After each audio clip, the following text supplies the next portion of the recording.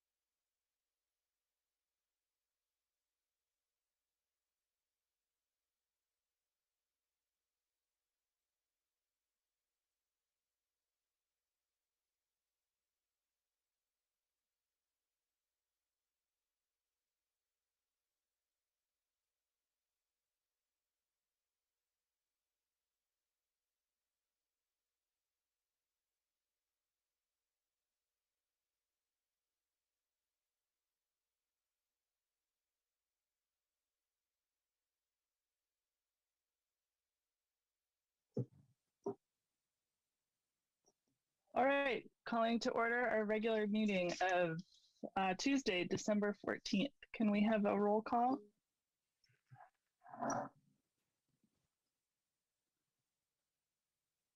Sorry, I was muted. I don't see the student trustees yet, so I will come back to them. Trustee Boyd? Here. Trustee Davidson? Here. Trustee Duron? Here. Vice President Doss? Here. President Hinckley? I am here, and I also see Ichitaka in the attendee. I just promoted. Yeah. Okay. Thank you. Student Trustee Lira, we're doing roll call. I'm so sorry. I don't know what happened. I think I signed in with the wrong Zoom account because I was just like sent to the regular meeting, but my bad. No worries, but you're here now. Yeah. Welcome. Okay, and Student Trustee Dana is absent for the record. I'm here, Ms. Shin. I'm so sorry, Dr. Superintendent Wells. Thank you. Great, thank you. So I'll now recite the Pledge of Allegiance for those who want to join me. I pledge allegiance to the flag of the United States of America and to the republic for which it stands, one nation, indivisible, with liberty and justice for all. And could you put up the mission and vision statement and meeting norms? And maybe one of us could help Ichaka since Allison's not here.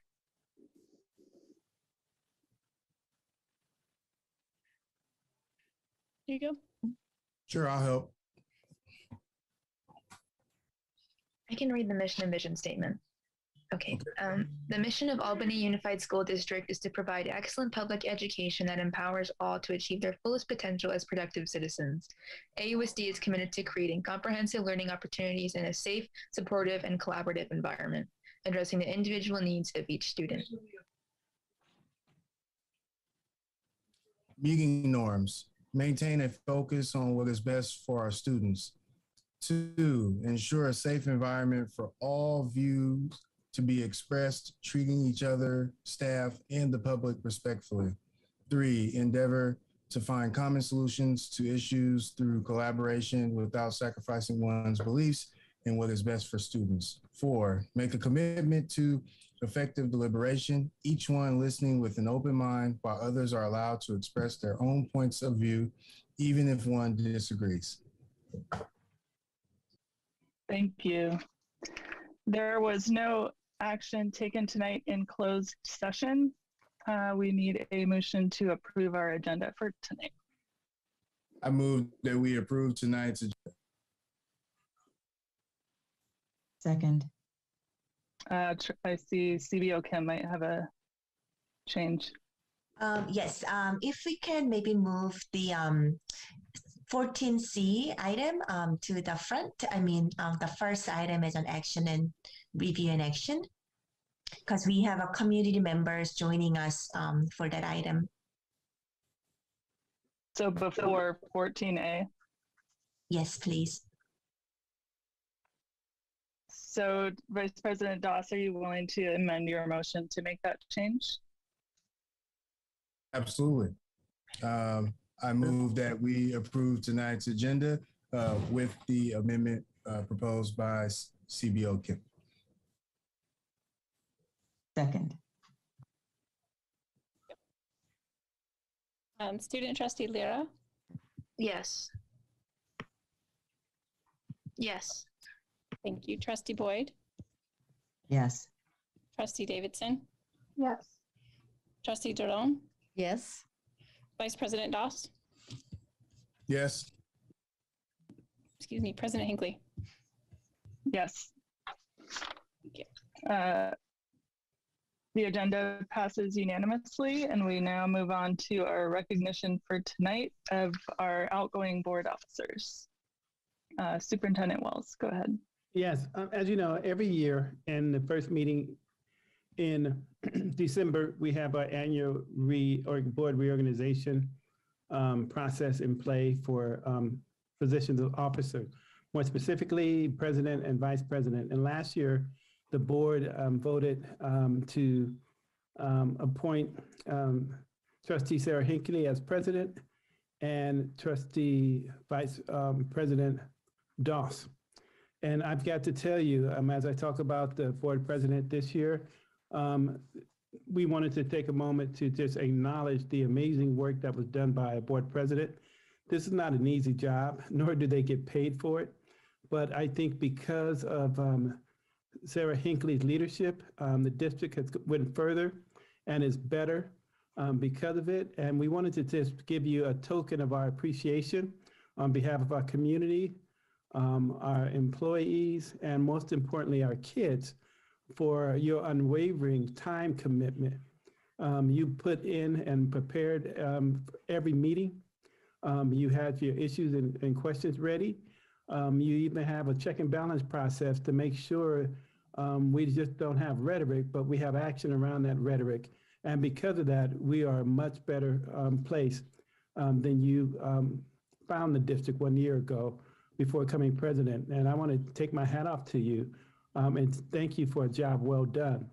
And on behalf of the executive cabinet and all those wonderful folks I mentioned before, as a token of our appreciation, we have this plaque for you that Julie's about to show you that we can you can pick up at district office. We couldn't see it, Julie. I have to change my filter one moment so it can actually be seen. Sorry, one moment. And so while we're waiting for that, can we get a drum roll? Okay, I was hoping you guys. Okay. And can you read it? Because I can't see it here. I didn't memorize the word. So President Hinckley, here's your gavel. You finally got a gavel.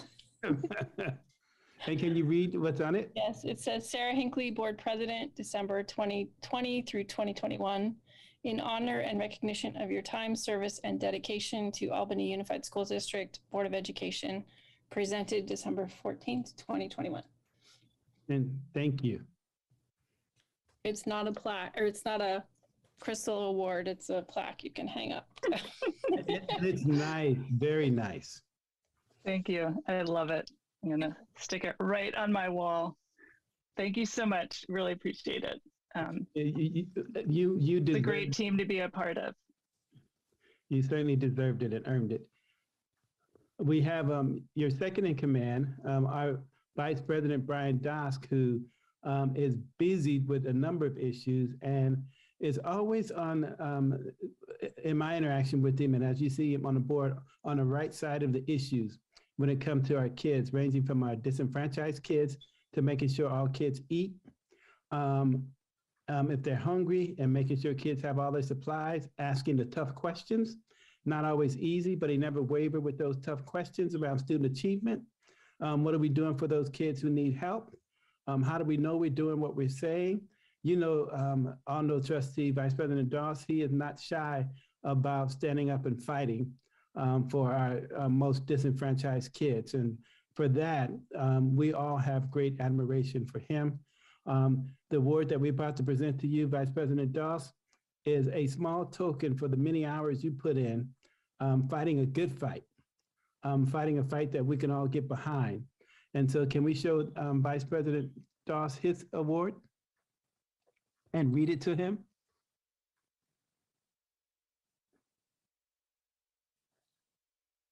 We can't hear you, Julie, or at least I can't. You're muted. Oh, so sorry. Thank you. Brian Doss, Board Vice President, December 2020 through 2021. In honor and recognition of your time, effort, and dedication to Albany Unified School District Board of Education, presented December 14th, 2021. And that's on behalf of our community, our staff, and most importantly, our kids. We want to thank you for your advocacy and your unwavering position on those kids who need to have a champion. So thank you, Trustee Vice President Doss. Thank you so much. I really appreciate it. Just so you know, your last award is still sitting at the district office, so we may have to mail it to his home, Ms. Shin. I was just at the district office today. I could have picked it up. But We'll be there till Friday if you'd like to come by. I'm gonna come by. That award looks nice. I'm excited. President Hinckley, I can pick yours up and hand deliver it if you like. Awesome. I think there's another one of mine there. You guys need a little trophy case for all the plaques that you've given us that we haven't picked up. No, we all keep hoping we're going to be able to do it all in person soon, and that's been foiled again by the virus. But there we are. And well, thank you so much for putting all that together. Yeah. Thank you for all the countless hours that you guys put into this. Some would call it volunteer work, and I call it a labor of love. It's your commitment and your means to make a difference in this world. So thank you.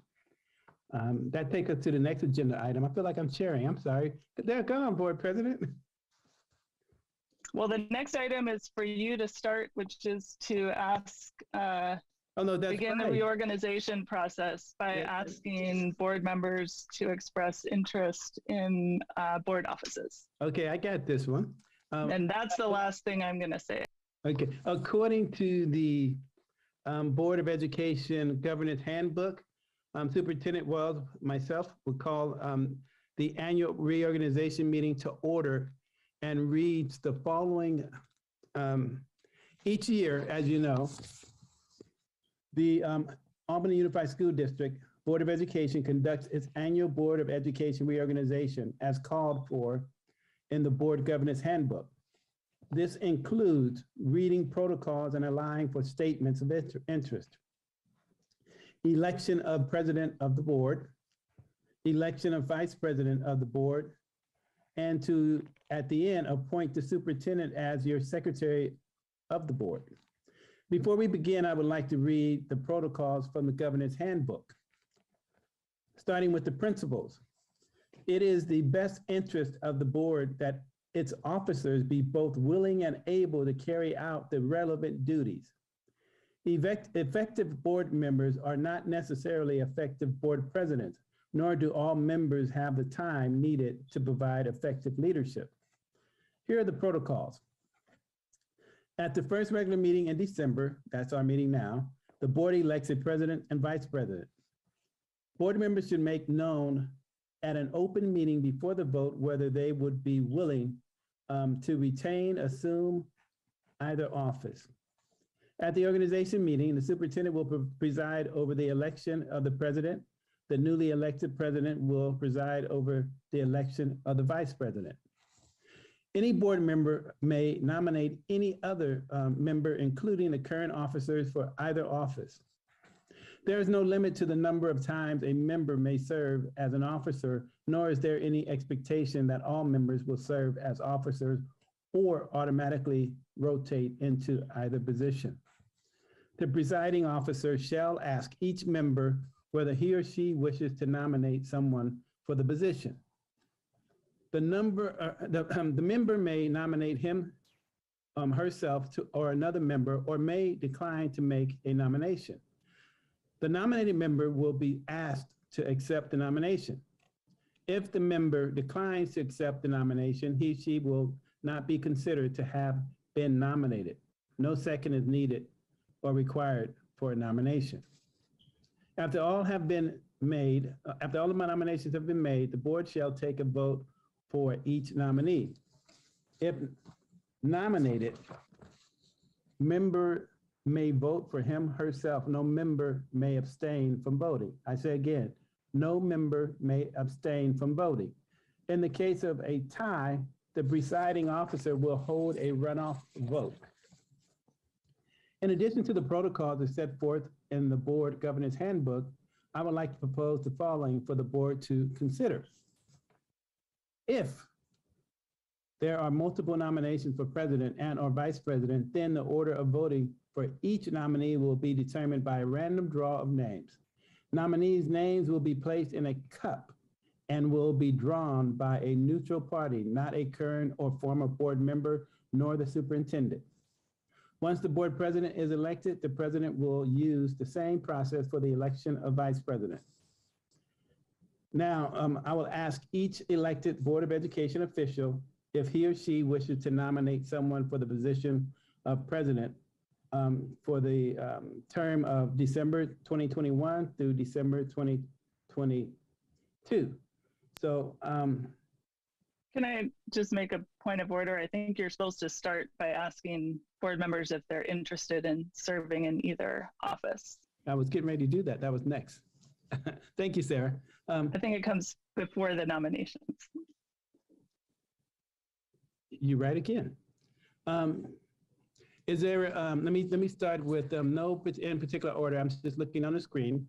Let me start with from bottom to top. I have Trustee Davidson. Would you like to, let me first ask, are there any trustees that are interested in an officer position? And just so that we can have some context, let's start there.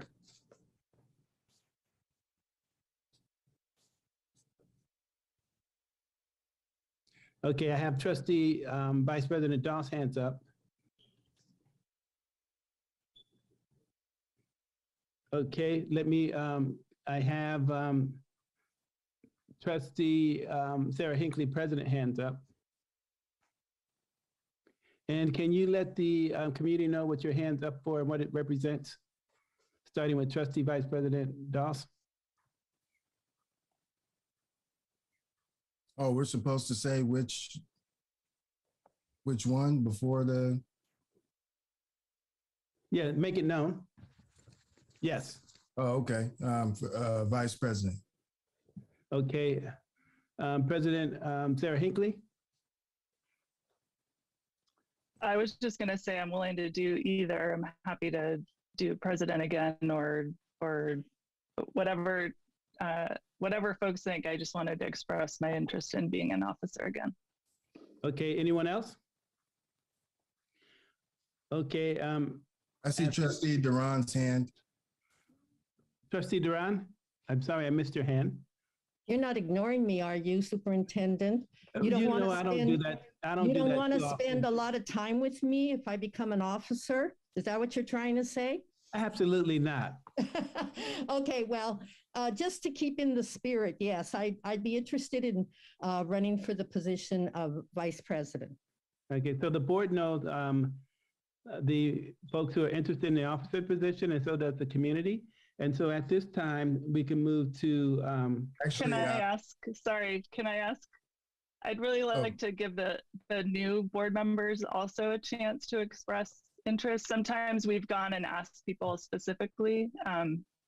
I just wanted to point out that all three of us so far who've expressed interest could be leaving office in a year, which would mean that there's nobody with officer experience continuing on the board. So I just wanted to throw that out there for our new folks and give them a minute to think about whether they wanted to throw their hat in the ring as well. Well, President Hinckley, let me double down on that and ask Trustee Davidson, would you be interested in throwing your hat in the ring for either position? And if so, which one? I think that I would prefer to take a little more time to learn all of the protocols and work closely with the officers this year, and then be considered for next year, if that's okay. We hear you. Trustee Melissa Boyd. Ditto. Couldn't have said it better myself.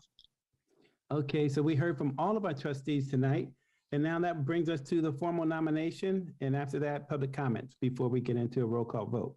And I'm, yes, open. Thank you.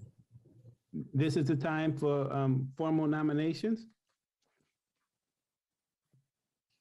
May I ask a question? Are we nominating right now for both positions or just one? Let's just do for one position, president, because after we get our president, the president can assume and preside over the vice president. Thank you for the clarification, Trustee Boyd.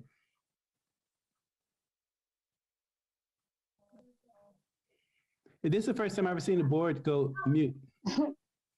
Since we still have hands up from before, I think it might have been a little confusing. I would like to nominate Sarah Hinckley. I think it would be helpful in this time of so many changes to continue with a person who's got the knowledge and the sort of power to keep us on a track for a little bit longer.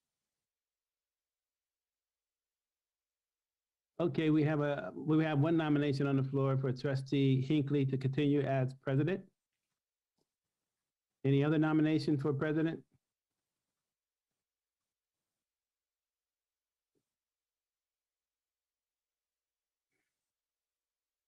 If no other nomination, we can move to public comment and then get into a roll call vote. So can we move to public comments?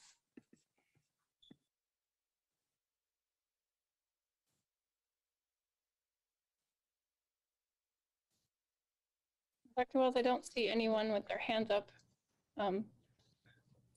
There being no public comment, let's continue to move the agenda. I am ready to entertain a second for the nomination of board president. We have on the floor current president Sarah Hinckley. I'd be happy to second, but I thought we didn't need a second for nominations. But if we do need one, I'm happy to second the nomination.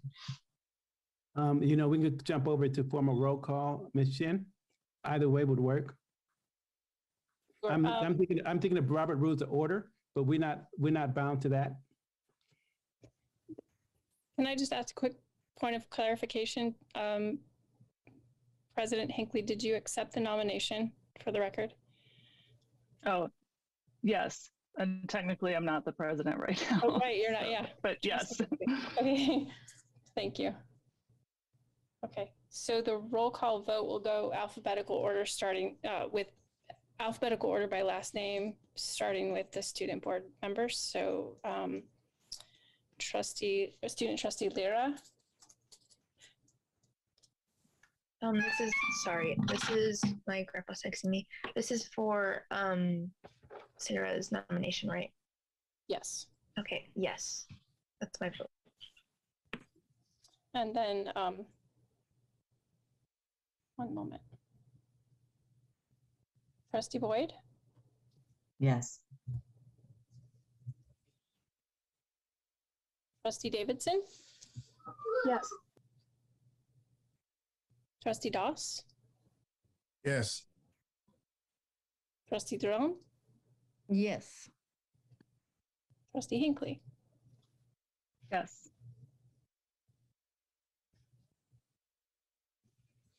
Trustee Yes. Hinckley, you are a two-term president. Congratulations. I gladly pass this gavel back over to you. Thank you. I don't know if congratulations is the right word or not, but nobody tell my husband that I just signed up to do this again. He doesn't watch these meetings. So, okay, so now we need to do the same process, starting with the nominations for vice president.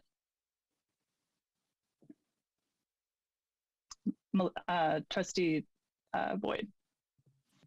I nominate Brian Doss.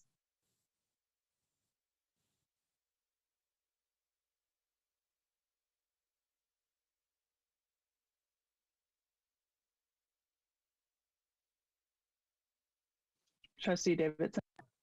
When I want to raise my hand, my dog's so crazy. I nominate Trustee Durham. So sorry, I skipped a step. Trustee Doss and Trustee Duran, do you both accept the nominations? Starting with Trustee Doss. Okay. Yes. I assume you do, since you expressed interest. Okay. Then we don't need seconds, so we need a look at public comment to see if there are any hands up. I don't see anything. Since we do have a multiple nominees, I don't know if either of you wants a chance to make a statement. That was part of the protocol that Superintendent Wells outlined, starting with Trustee Doss, since you were nominated first. Sure, I can make a short statement. I think that the vice president role is a very important role. I think that supporting students is my number one goal, and I want to continue to do that in the role as vice president. I think it's also important to support the president and be ready to step into that role if there's a need for that. Our current president is superhuman, so she never misses any meetings. So I haven't really needed to step in there. But if the time calls for that, I'll be ready and willing. I enjoy serving as vice president, serving the district, and really look forward to continuing to do that, putting students first and making the voices a little louder for those who don't always get heard. So I want to continue to do that. And I think that I can best do that in the role as vice president. I really look forward to your support in this position. Thank you. Trustee Duran. I've been vice president before with our last president, Kim Trutane, and it really is a great position for anybody to have. I'll modestly say that I have a wonderful work ethic. I work really hard, and I believe that I can contribute to assisting President Hinckley at this time. And also, I know as a trustee, I certainly advocate for all the students and would continue to do that as a trustee and also as possible vice president. So, and the other reason I have to say selfishly is I really like the plaque that the vice president got tonight. And so I would like another plaque, okay? So there you go.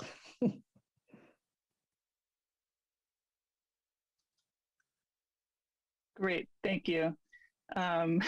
We got to stop making all my jokes about cake that became really lame over time. I think we're about to do the same thing with the plaques.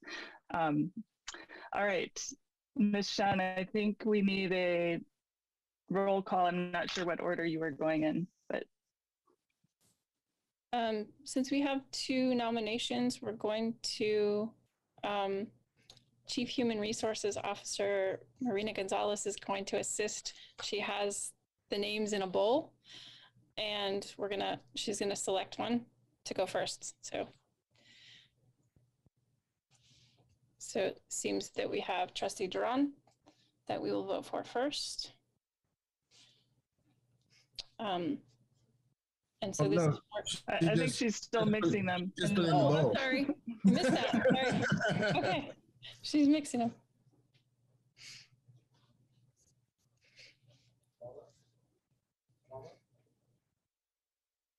It's upside down. I mean, okay.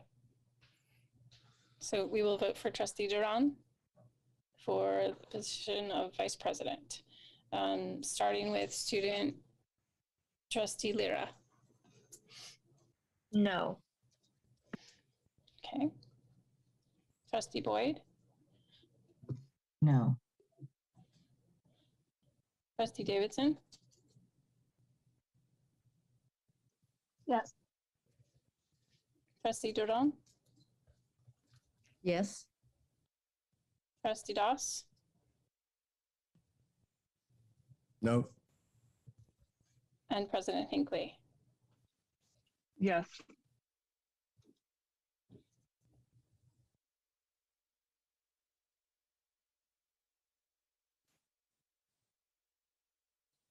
So we have 2 no's and 1 advisory no and 3 yeses. Thank you for summarizing that. I don't know if I was supposed to do that part. I already forgot how to do everything. So we don't need to do the second vote. We do that just because we have 1 candidate that already has a majority. Is that right? No, it could be a tie. So It can't be a tie. Okay, you're right. It can't be a tie. 3 board members already voted yes. Yeah. I guess that's that. Okay.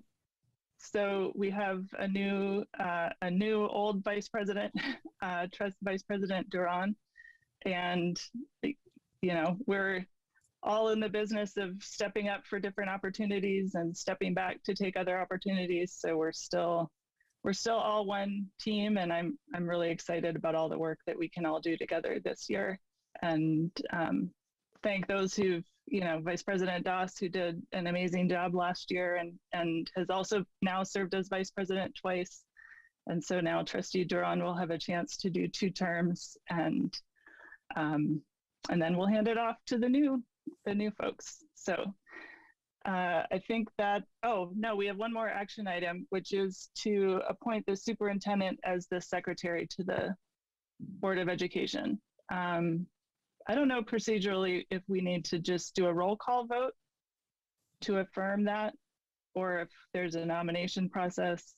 No, a roll call is appropriate. It's perfunctory anyway, so roll call would be most appropriate. Okay, so a roll call to appoint the superintendent as secretary to the Board of Education for 21-22. Technically, we need a motion and then a second. Okay, I will. Point. Oh, Go ahead. Okay, I move that we appoint Dr. Wells as the secretary to the Board of Education. I'll second. Thank you. Student trustee Lira, Yes. trustee Boyd, Yes. trustee Davidson, Yes. trustee, trustee Doss, Yeah. vice president Duran, Yes. and president Hinckley. Yes. Thank you.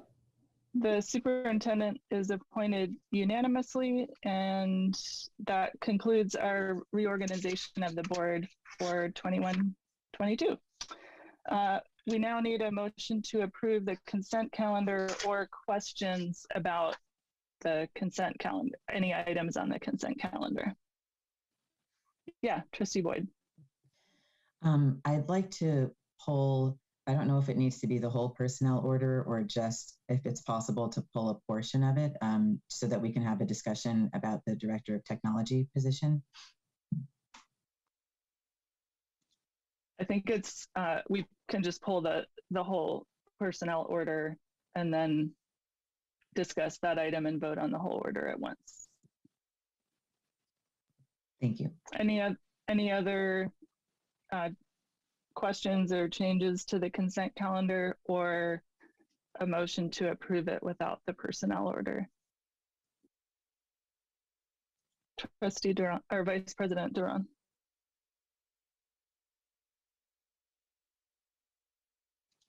You might be muted. Sorry. We can't see your mouth moving. I know. Sorry for everything. I wanted to ask Dr. Biggs, and I think I ask him every time, but there's concerns that I always have. So I just wanted to check with him again. In the master contract 8F3 for the Telos Residential Treatment Center. Where is it located and have you visited? Thank you so much, Vice President Duran. I appreciate the question. Yes, I have visited Telos a couple of occasions. It is located in Utah. And whenever a student's needs are such that the IEP team feels that they require a residential placement, we look at various options and do multiple referrals to placements that we're familiar with and that we know that would be able to meet the students' needs. And so Telos is a great outfit for students. Additionally, it supports older students, which is something that it can be difficult to find placements for. But we're really excited to have this placement and being able to partner with them to support the students' needs per their IEP. Okay, I appreciate your comment because, you know, you do hear about residential centers, right? And some abuse that has gone on in the past for kids. And so it's always in the back of my head each and every time, you know, we send kids to these residential centers. So I guess every time I'm going to ask you the same questions. I appreciate it, you know, Vice President Duran, because you know, it's important, and it's important for me because the one thing is there, you know, students that are placed in whether it's non-public school or residential facility, they're Albany students. And that is a huge privilege for me as a director to be able to support those students. I want to make sure that the programs, the facilities, and the supports are in place. So we've had to, you know, move students before. And that's, you know, part of our work within my department is to make sure that students' needs are being met. So I really appreciate it. And we'll be going out probably I'm thinking February or March to do site visits in Utah for some of our students that are placed in the residential facilities.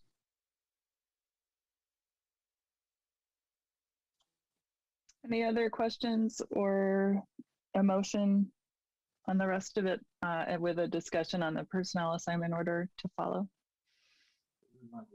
I move that we approve the consent calendar with the exception of item 18. Second.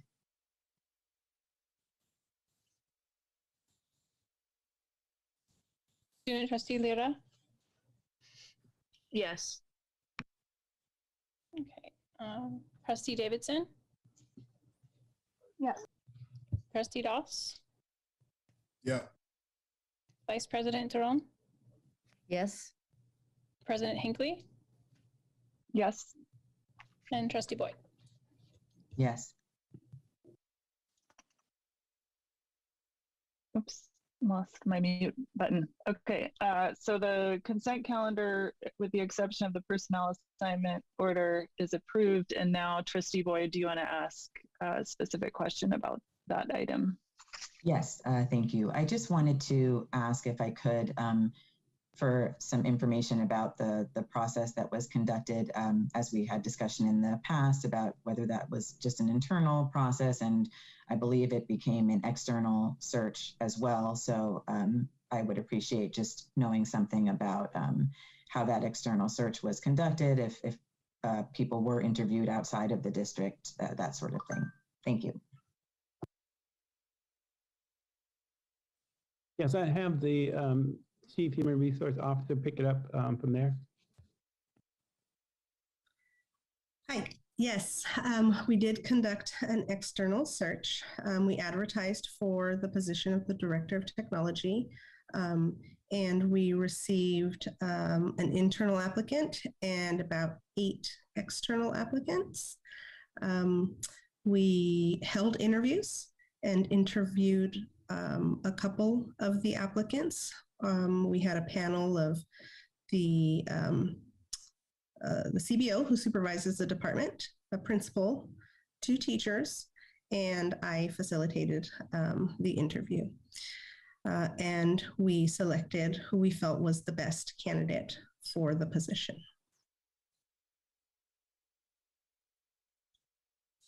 Vice President Duran, do you have a question related to that? Yes. Ms. Gonzalez, could you interviewed recently, was that correct, for the position? Yes.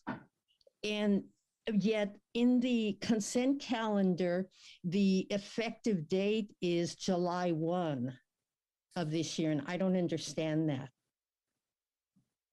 So this, the candidate that we selected, this would be a promotional position to place this person in.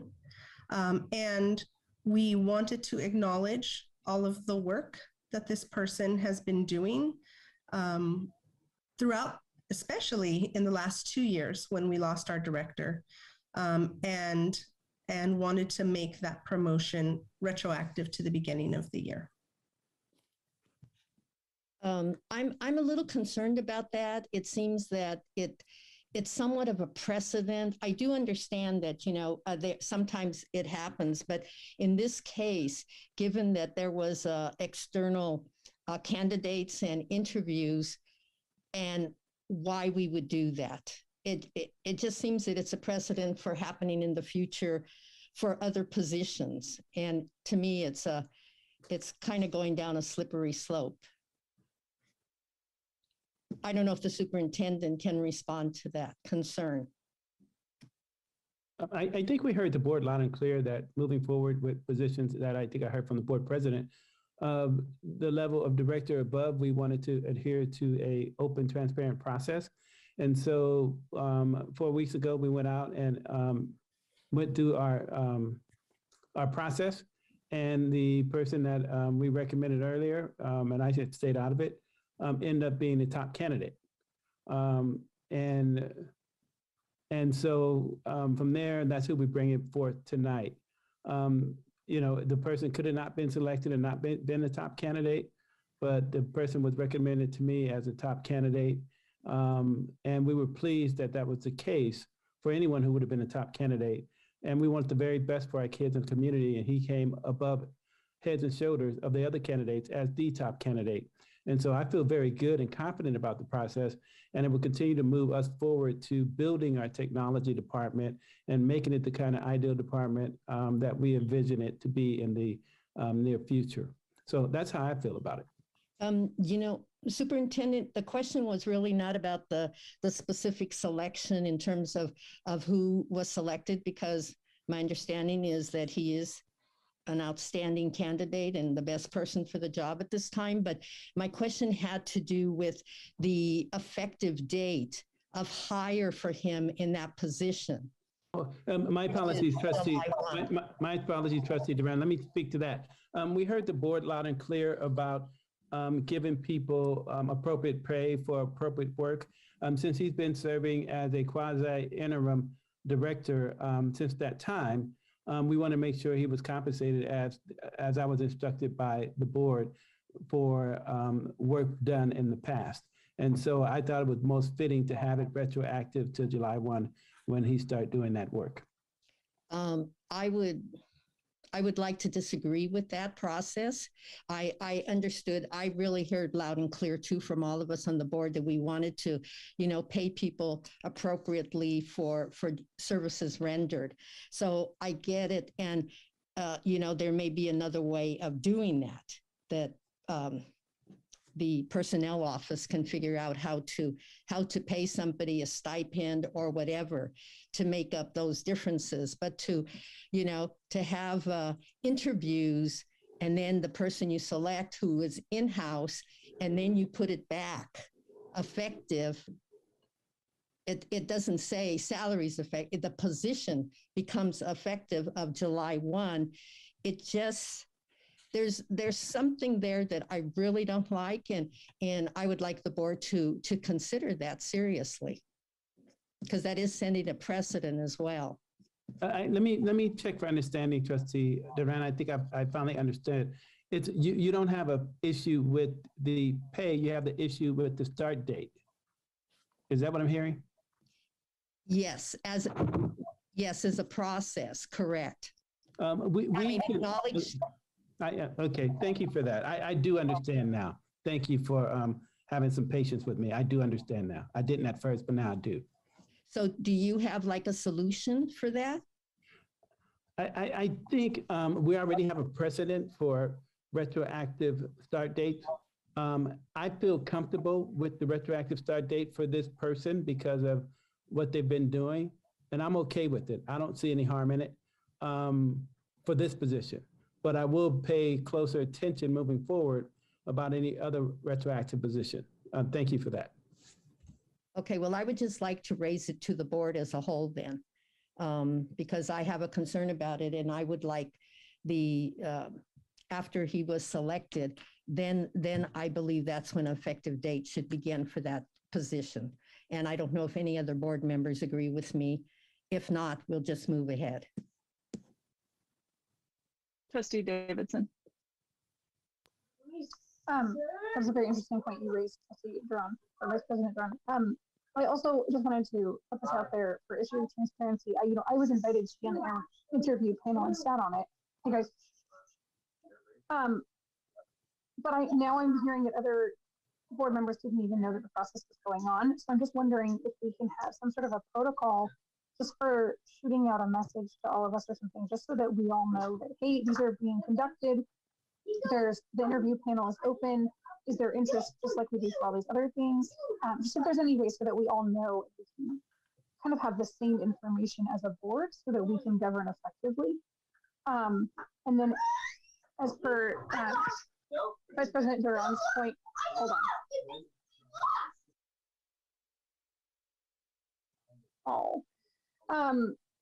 I think that offering the stipend would be the more appropriate way to go, and starting the date of this position when we hired for it would make sense. I think everyone heard that. Sorry, it got a little garbled at the end, but that it would make sense to date it from when the announcement was posted, or when the person was hired. Okay, we'll come back.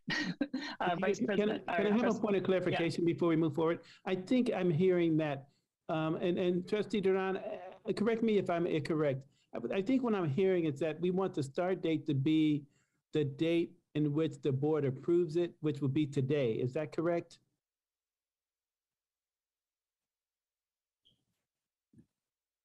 Yes, that would, today would be the official, I mean, the hire date, correct? Yeah, that can be done, and we can do the compensation retroactive to the work differently. Is that what you're asking? Yes, basically that's it, that we don't pay somebody. I mean, that we can do. That we can do. And I do remember, you know, in past meetings, Trustee Doss has been emphatic about, you know, if people are doing work, then we should be paying them for that work. So those two issues can be separated, I think. So Trustee Doss, go ahead.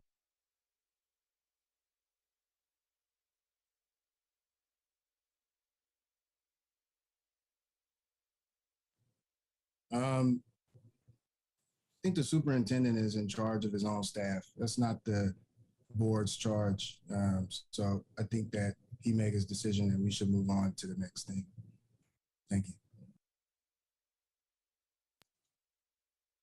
Any other comments or questions? So we need some kind of motion relating to the whole personnel assignment order, and if there's a modification to be made to any part of it, that would need to be part of the motion. I move that we approve the personnel order.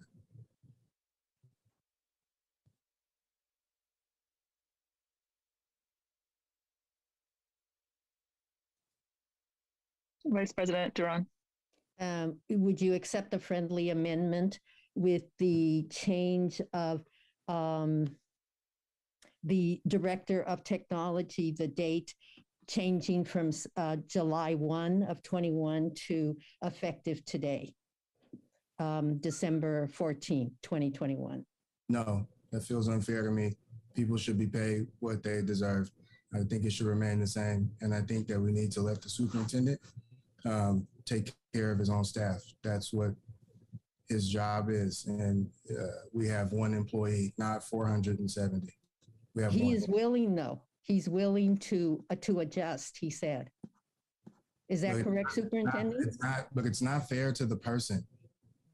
He did the work. He should be compensated fairly, and taking this money that he's already earned and that they already know. It's not fair. Like he should get paid. He earned it. He did the work. He went through the interview process that we asked. He was the best candidate. He should get the money he deserved. I don't agree with that amendment, and I think it's unfair and it's silly. Like everybody's been working through this pandemic. They should get the money that they deserve. Like taking the money from this individual who earned it and worked hard for it is not going to fix our structural deficit. It's just taking money from them that they earned, and that's silly. And it's silly that we're talking about it for this. Just to clarify, don't cut me off, President Hinckley. You don't cut anybody else off like that. I'm going to finish my statement, and then we can move on. I apologize if that came across as rude, but you cut me off a lot, and I don't like it. The superintendent is in charge of his staff. He already stated that this is what he wanted to do. This is not the board's job. We are micromanaging, and it's not our charge. It's not what we're supposed to do. This is wrong. He's being polite and like agreeing with you and being polite, but it's not our job. He already said what he wanted to do with his staff. So we need to just approve this and move on. We should not change it, take money out of that man's pocket. He didn't do anything to deserve that. We created the hoops and he jumped through the hoops. Now that he has completed by jumping through the hoops, we need to approve this and move on.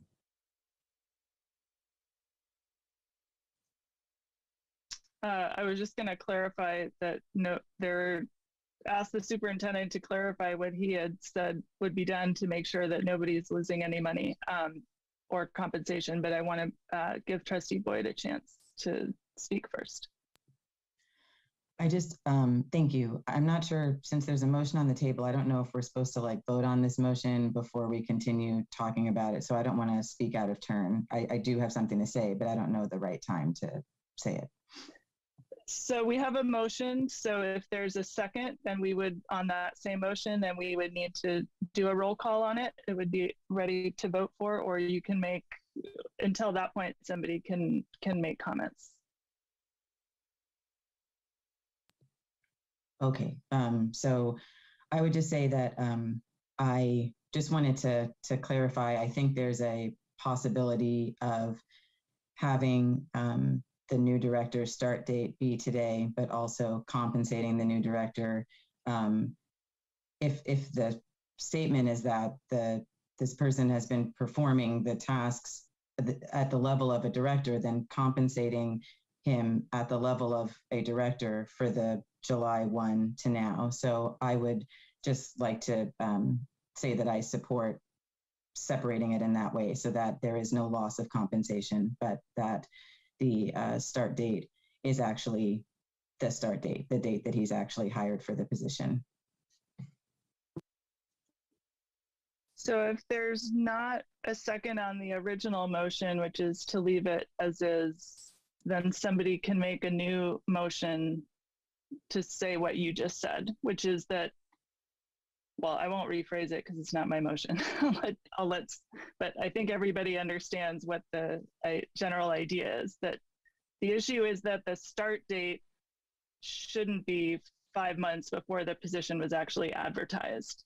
That poses some challenges, and that we do want to make sure that this person is paid for any work that they've been doing. So if that was director level work, then they will get that level of salary for that time period. But this will make it so that if somebody looks at this later and says, how was somebody hired for a position 5 months before it was actually advertised, we don't have that disconnect out there. So that's my understanding of what is possible, that the superintendent said was possible. I'm going to look for just a nod or affirmation that that is indeed the case, and then let somebody make a motion summarizing that. President Hinckley, if you're asking me whether or not that's possible to separate the funds out, the short answer is yes. Okay, great. So we either need a second on the original motion or a new motion. Yeah. I move that we approve the personnel order with the change of there being the start date for the Director of Technology is December 14, and with the compensation for the period from July 1st to December 14 as discussed. I second.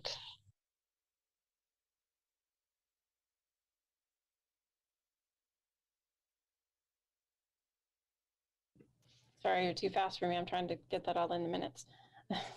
Davidson, second. Okay, student, we'll do a roll call. Student trustee Lira. Yes. Trustee Doss, it starts with you. No. Vice President Duron. Yes. President Hinckley. Yes. Trustee Boyd. Yes. And Trustee Davidson. Yes. Thank you. The motion passes with 4 yeses, 1 advisory yes, and 1 no by Trustee Doss. Now we move to Superintendent and Board. Madam Chair, President Hinckley, if I can take a moment, because we're dealing with a person who's been with us for a while. First and foremost, I want to say congratulations to Director Eric Polovich. The votes tonight was in 100% in spirit of support of you. We want you, we welcome you, we appreciate all the hard work you've done. And as superintendent, I'm ecstatic that you are joining our team, and I couldn't be more proud to have you as a member of our team. So congratulations to you. Thank you.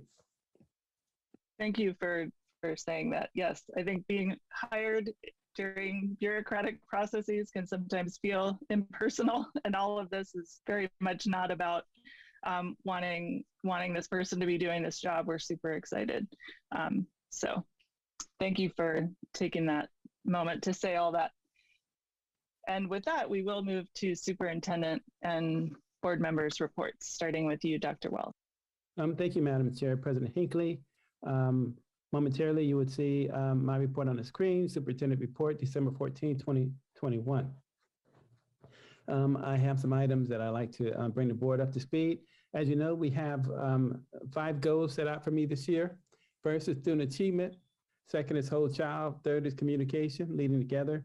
And then we have our financial stability and managed construction. And periodically, I like to take one of the goals and provide the board an update and the community. And I just wanted to have some bullets because sometimes we move on and we don't, sometimes we forget where we were. 2 years ago, I ranked our communication at a 2 on a scale 1 to 10, 10 being the highest.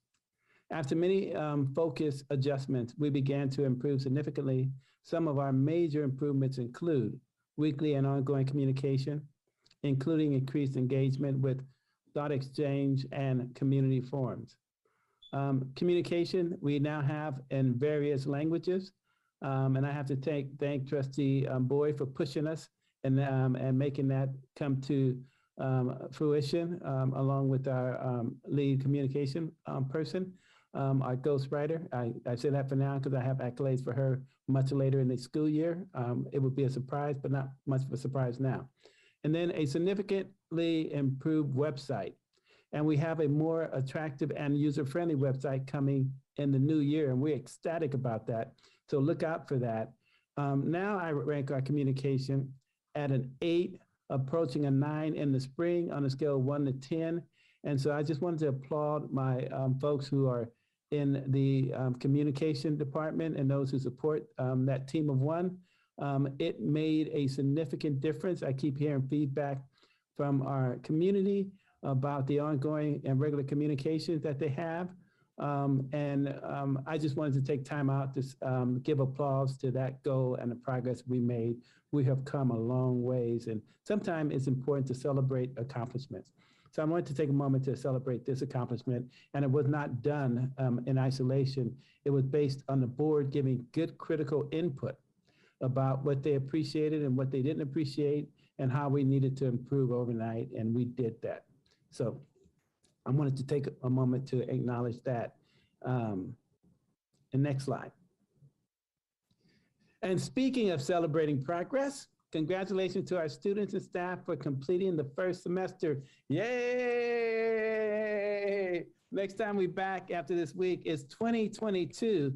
And I gotta say, we hit a groove at all our schools with our staff and our students in the midst of this pandemic. We've been resilient, and for that, that's worthy of celebrating. But I wanna encourage everyone during the break that it's important to take time out to recharge, be with friends and families, not being alone. If you know anybody who may be alone, invite them over, check on them. And I urge everyone to just put the work down. And let me tell you a little secret about the work. I promise you, if you set it down in your classroom, in your office, or wherever, when you come back from winter break, I promise it will still be there waiting for you to pick it up and run again. And that will conclude my superintendent report. Remember, keep calm and enjoy winter break. Thank you, Madam Chair, President Hinckley. Thank you. And I want to say thanks to everyone that made it possible for our high school students to actually enjoy winter break this year for the first time, because they will be done with finals on Friday instead of having to worry about them over break. Our student board member does not look excited about finals, but you know, that was a lot of work on behalf of, you know, parents, students, families, teachers to get that calendar shift made. And it's just great that our students are finally going to be able to have a break and not have to worry about that over the winter. I just wanted to mention, you know, we haven't met for a month, but I think I've been to about 8 committee meetings in that time. And so I just wanted to mention some of the great work that folks are doing. I'm really excited that our Career and Technical Education Committee is reinvigorated and beginning to, I think, get some traction around how to gauge some of what students are looking for in terms of different kinds of pathways and figure out how we can make the best use of the kinds of resources that are out there for creating new programs, making sure that we have strong programs. And so that's really exciting to see that come to some fruition. That was a big push from our student board members last year. And I'm really grateful to Director Ritchie for leading that work and for the folks that are participating in that. Along with the Instructional Improvement Committee, which is now really grappling with how we might implement ethnic studies in our district. And that was really exciting to hear more about, and all of the thoughtfulness about what that might look like and how we can move Albany forward well in advance of the state requirement. So that conversation will be coming to the board in a while, but I think sometime this academic year. And then the Environmental Action Planning Committee, which we'll hear from one of those members tonight, but also the Budget Advisory Committee, which is a sort of Herculean task. Trustee Doss is on that committee as well. And just really feels like we're finally moving toward having a budget process that feels more transparent and understandable and rational and strategic. So the board will be participating in a workshop in January or February where we're going to do another deep dive into the budget. And the Budget Advisory Committee is really helping us think about what kinds of questions people have. How do you look at that big, long document and understand what that means in terms of people and programs and kids and so forth? So it's been not a quiet month. I just wanted to, I know other folks were at the CSBA conference. I did the online version, but I think it would be great if those of us who are on committees can do some little reports each month, just so that we're each aware of, you know, what work is being done before it gets to the board meetings, because so much of the work happens outside of this universe. And I guess that's it. I'm just very excited for winter break, and I'm gonna keep calm and enjoy it. Vice President Duran. Couple things. First, I'm really happy we're all going on winter break. Everybody needs it for sure. But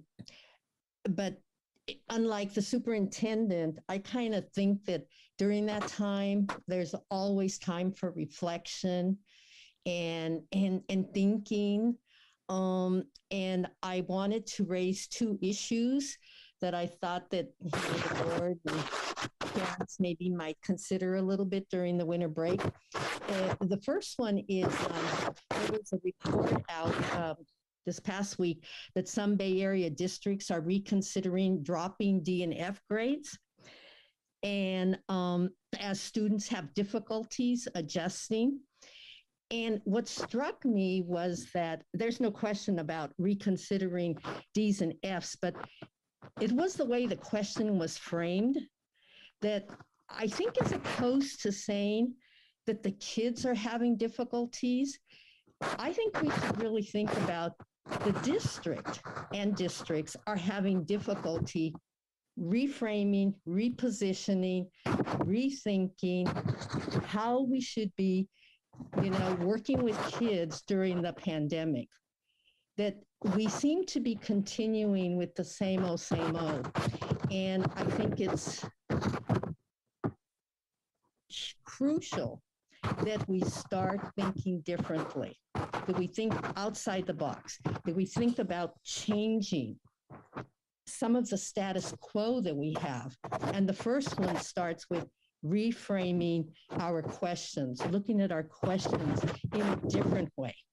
And to that point, my second point is in looking at the October 26 minutes that were part of the meeting tonight for approval, I noted something that Trustee Lara had said, and it reminded me that we should, when we acknowledge students, and I think we all want to do that, and certainly in this year, and in trying to think about it, she had pointed out that we need to acknowledge students beyond just the academic successes, that we need to think of kids and the whole child and all the different aspects of a student, of a child, so that maybe when we come back from the break, we can start rethinking about all the kids in our district and all the uniquenesses that they have and all the special talents that they have, and start acknowledging kids based on all the different things. And once again, not just the academics. The academics are really the base of our educational system, but there's so many other important parts of each and every child. So just to, just sort of a reminder that maybe we could spend some time reflecting on these things during the summer break. So besides that, I hope everybody has a great, relaxing, beautiful time. Trustee Doss.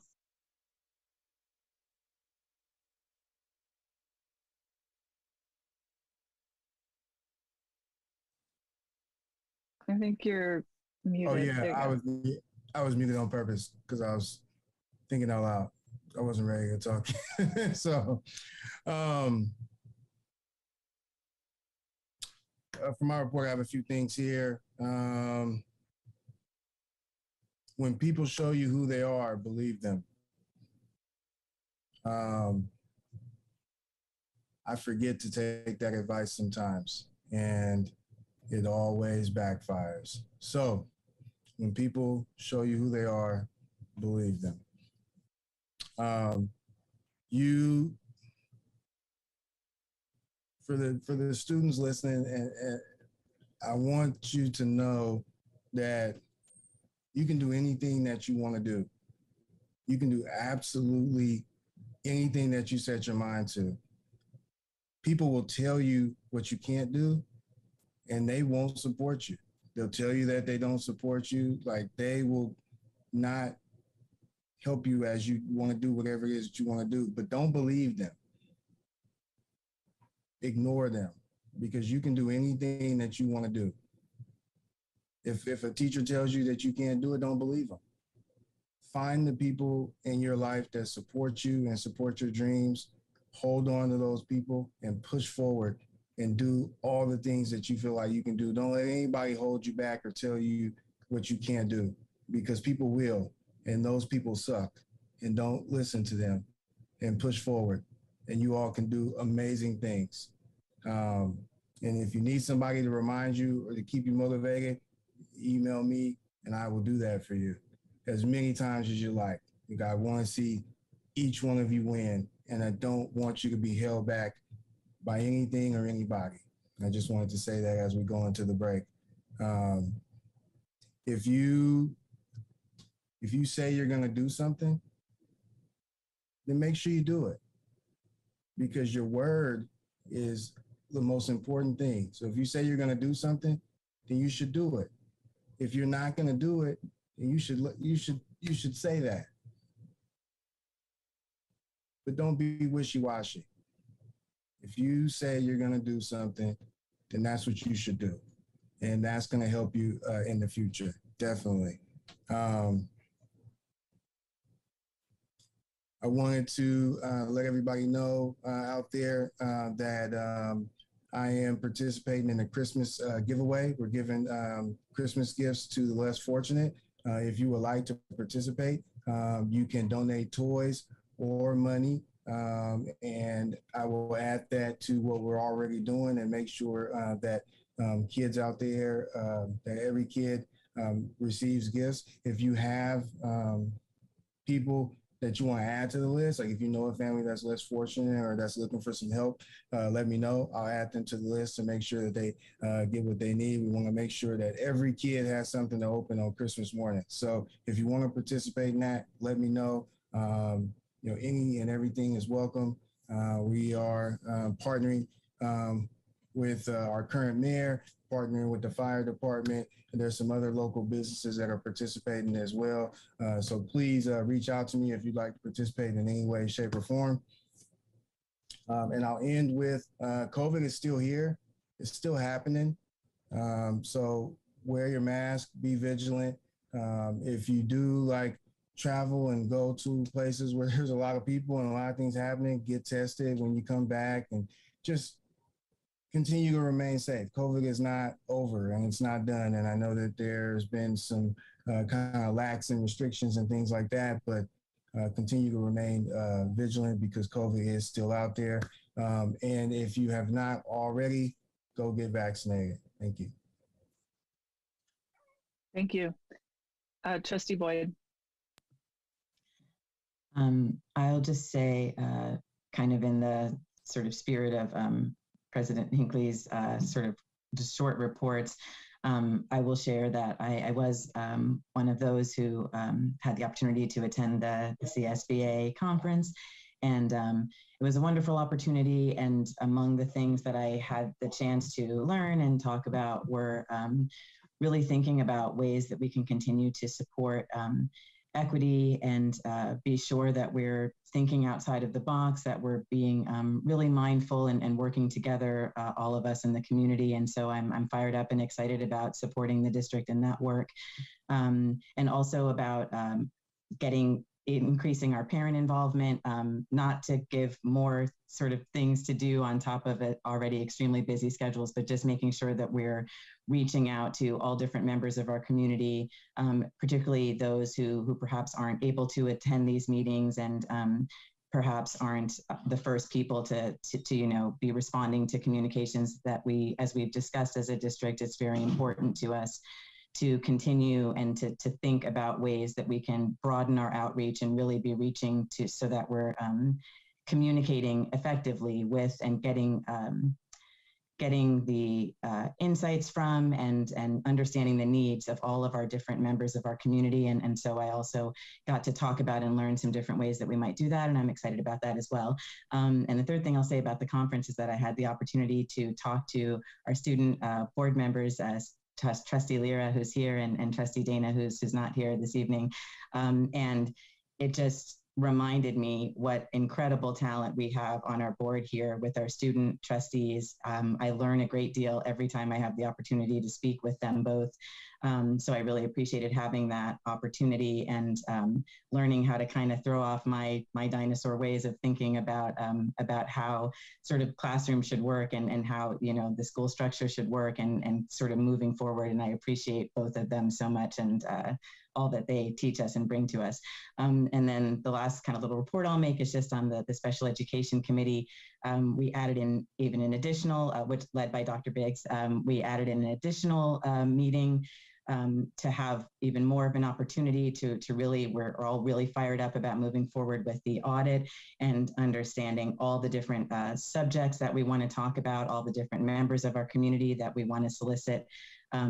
Really qualitative, really thoughtful feedback from, so that we can make sure that this is not just checking boxes, that it's really a fulsome discussion. And so, be on the lookout. I believe Dr. Biggs and those working with him are going to be sort of soliciting comments and leading discussions and those sort of things to make sure that we have a really great process there and that we can support all our members of our community in moving forward with that.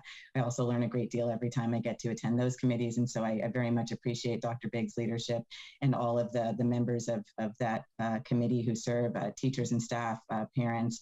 It's a wonderful group, very dedicated, very informed group. And then the last thing I'll just say is to, like has been said, kind of salute and applaud us all for making it through this semester, especially our students and our teachers and staff. It's, I don't know, coming back, and I've just heard from a number of people that, we thought last year was difficult, but being in the classroom, especially that this semester was a whole different type of challenge. And so I really honor and applaud those who were in the classroom and in our on our school sites and keeping people safe and keeping them energized and educated and together and unified. And so to really just applaud all those efforts and to wish us all a wonderful, restful, safe break. Thank you. Trustee Davidson. Well, I don't need to make a report anymore because everyone has said all the wonderful things. So thank you all. I'll just say that thank you, President Hinckley, for bringing up the Environmental Action Planning Committee. I think that there is some amazing work being done. We unfortunately had to miss our board policy committee meeting due to illnesses and the conference and many different scheduling things. So I look forward to that resuming because I think that there's important work on the table with that committee to lead some of these other changes in our district. And I just want to thank all of you for a wonderful first year of service with this board and with this this district. I've learned so much myself, and I have really enjoyed hearing the issues in our community and the triumphs of our community and our schools, and getting to be a part of it. And I really look forward to more of that. And also wish everybody just a restful break, some deep breaths. I know we all have a lot piling up on our plates, and this feels like a frenetic end to a year, but with things happening that we thought maybe we would be done with by now. But I think that we can all just pause and enjoy that we have the people around us, and we are getting rain and all those wonderful things. And I look forward to seeing everyone next year. Thank you. Student trustee Lyra. Hey everyone. Allison apologizes for not being able to make it tonight, but like she's doing the smart thing of missing this meeting so that she can study for finals. So yeah, go Allison for making that decision. I am still here because I actually received an extension on a couple of my finals because I have been like just falling off a little bit as a student. So I requested help, and my teachers and counselor have been really helpful in accommodating me. I wanted to say thank you to Trustee Boyd for the shout out earlier. It was really great catching up with you at the conference. And I also wanted to say thank you to Trustee Doss for your words to the students, because that really touched my heart. It's been a really difficult week. The past week has been really difficult, and finals week is going to be difficult too. So what you said really touched me, and I appreciate that motivation. And Allison and I both appreciate the work that President Hinckley and Trustee Doss contributed on their most recent term. In terms of my actual report, there are just a couple of things. I'll talk about the CSBA conference in a second. But in terms of what's going on at the high school, as you guys know, we talked about this earlier, but it's finals week. I just wanted to talk a little bit about the previous week, which was Wellness Week. I really appreciate that these mental health weeks exist so that students have the opportunity to focus inside of school on making sure that they're doing all right. And I'm really grateful to the teachers that hosted these events. We had a couple of different events. They were glitter jars, line dancing, board games, and theater games. And I heard that they've been successful, and students had a great time attending those. And then there also is math hour right after school on Tuesday and Wednesday from 1 to 2 p.m. this week, which is super, super helpful. Highly recommend that you tell your children or that any high school students here attend that if they need the extra support. And then for Cornell, just another reminder that elementary families should complete the request for vaccination status form. It's for 5 to 11-year-old students. And I think an email about this was sent to all families from the district office on the 9th. So really important that you read that carefully and that you follow the links to provide that information. And now moving on to the conference. I don't know if you could hear those wind chimes, but anyways, it was a super duper enriching experience for Allison and I as student board members. I think the greatest part about it was just getting to meet so many other student board members from across the state. We made really great friends with the state student board member. Her name is Rana Bonanca, and also Zachary Patterson, who is a student board member for San Diego. And yeah, it was really great talking to them. We had dinner with them. We had dinner with a bunch of other students, just talking about our experiences and what each of us are doing in our districts or what we would like to do. So Allison and I have a couple of interests. We want to increase communication with the student body from every school. We're interested in maybe participating in school visits or site visits. We don't really have the opportunity to do that, I think, right now. So we want to talk to Superintendent Wells and President Hinckley at our next meeting.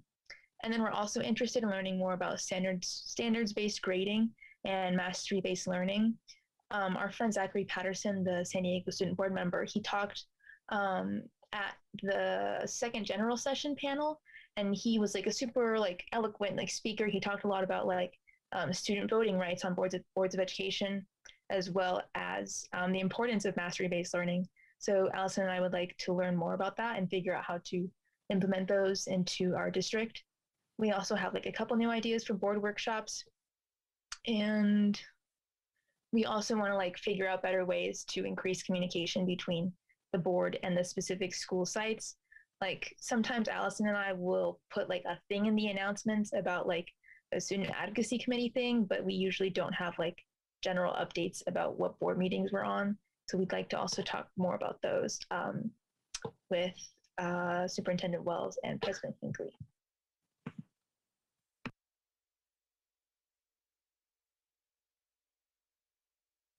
Great, thank you. It's a lot of great ideas. And, you know, if you need to take care of your final situation later this evening, we will not begrudge that. I always hate telling student board members they can leave because it feels really insulting and then belittling, and we really love to have you here and want you here, but I just want to honor that you are in the middle of finals week. So thank you for bringing all those great ideas. So we now move to public comment on matters not on the agenda. And just as a reminder, we take public comment for 2 minutes. This would be any item that is not already on the agenda. And I don't see anything right now, but I'll give people a minute to find their raise hand button. All right, seeing none, we will move to our first item on the agenda, which is a staff report on our COVID-19 protocols and progress from Director Ritchie. I think from Director Ritchie.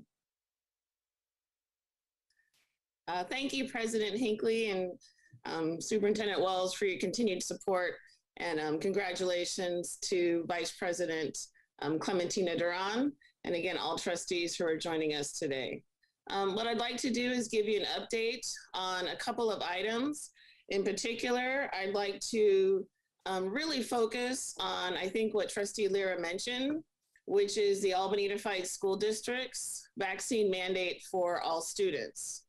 The Albany Unified School District does require COVID-19 vaccination verification or weekly testing for all students. This is actually consistent with our current staff members as well. This measure for students was approved by the Albany Board of Education on October 26th of this year.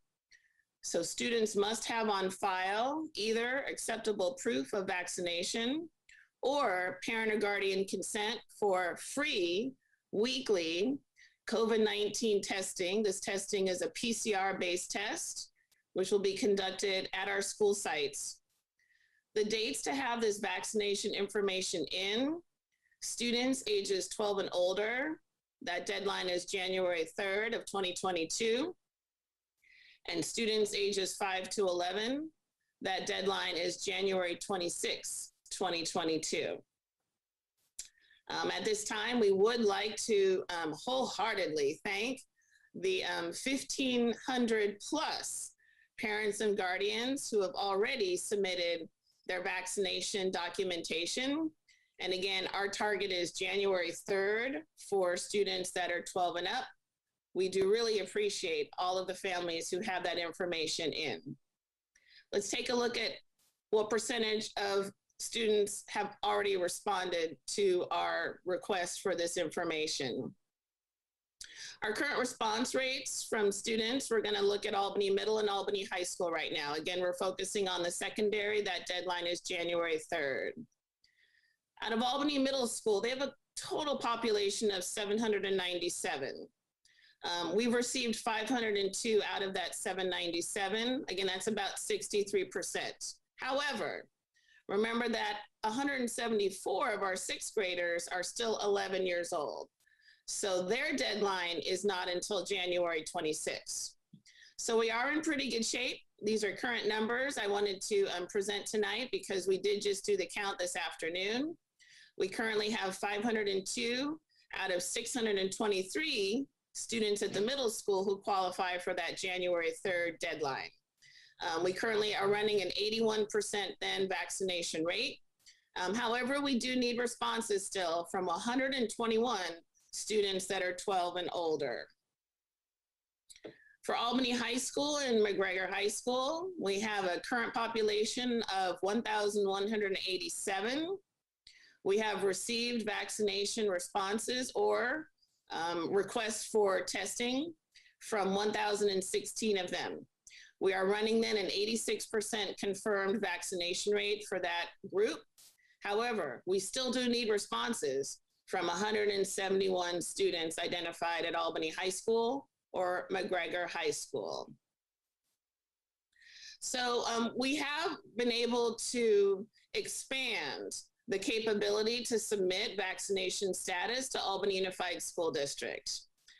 Truly, the easiest way for us to actually archive that into our student information system is to have our families respond to a very personalized email that was sent to families via our platform called Informed K-12. It's personalized because it actually pre-includes all of the information about the students, student ID numbers, their names, their birth dates, and so forth. So when that's sent to a particular family, when they respond, again, it's very easy for us to translate that into our student information system. However, we know that that's not available for all families, and so we've expanded the ways you can submit your vaccination status. One of the easiest ways is to provide this information to the school site liaisons at each of our schools. Please contact the main office for more information about who to submit this to, but in general, it'll be very safe to submit it to the main office at each of your school sites for your students. You will need to show proof of vaccination after your student has been fully vaccinated. So it's either 1 dose or 2 doses, depending on the provider. Please do not provide information if your student is not fully vaccinated. Again, full vaccination, depending on the brand or the company, could be 1 dose or it could be 2 doses. You'll be showing proof of that vaccination in picture form. We do need to see the actual picture of the vaccination card when it's complete. We do have vaccination mandate options. For fully vaccinated students, those students are allowed to attend all classes and participate in all events unless they have tested positive for COVID or are symptomatic. Again, testing positive for COVID means that you are going to be in isolation regardless of your vaccination status. And I'll repeat that. If you test positive for COVID, regardless of your vaccination status, you're going to be in isolation, and that is according to a public health department requirement for positive individuals. If you're symptomatic or showing signs, of course, that you are just ill in general, or you might have symptoms that are consistent with COVID, we do still ask, again, that you stay home until you're feeling better. Unvaccinated students are allowed to attend all classes and participate in school-related activities only if they consent to weekly PCR testing. This is provided by the school district. I'll again remind you that this is free and it is school-based testing provided by our school sites. In many instances, it is a self-swab. Many students are already very familiar with what the consent to testing looks like. So if you have any questions, please let us know. To date, we have about 31 individuals who are ages 12 and up who have requested weekly testing. Again, 31 students have requested weekly testing so far. Unvaccinated students who do not participate in weekly testing will be served in our independent study program for the remainder of the school year or until vaccination documentation or testing is provided, testing consent is provided. I'll move on to a few questions that were also asked as part of my protocol and progress presentation. One of them was, how are we handling event and spectator events? For example, in our visual and performing arts departments, as well as perhaps some of our athletic events. So when appropriate, all large gatherings and spectator events are being moved outdoors. For indoor sporting and performing arts events, we're limiting capacity to 50% spectator we're limiting it to 50% spectator capacity, in particular for indoor sporting events. And actually for visual and performing arts events that are happening in the little theater, they have reduced that to 1/3 capacity audience, or approximately just 85 people fitting in that little theater. Some of this is also negotiated by requiring students to bring either one guest or perhaps a maximum of 2 guests. And that's how they're limiting the number of people who are actually in the audience. The California Public Health Department does have specific requirements for events with more than 1,000 spectators. This includes attendees ages 3 and older providing proof that they are either fully vaccinated or have received a negative COVID test within the past 72 hours. Again, that's the public health requirement for events that have more than 1,000 spectators. For events with fewer than 1,000 spectators, the following requirements are in place. We have 100% mask compliance. We have no entry with COVID-19 symptoms, and we have no entry with recent exposure as a close contact to someone who is positive. There was another question about our requirement for vaccines for all volunteers. I have to preface this with letting you know that all of the sites are really working hard to actually reduce the number of volunteers that are on campus. And so we are seeing many fewer volunteers, for example, from the community working with individual teachers. And some teachers have not had volunteers in their classrooms at all this year.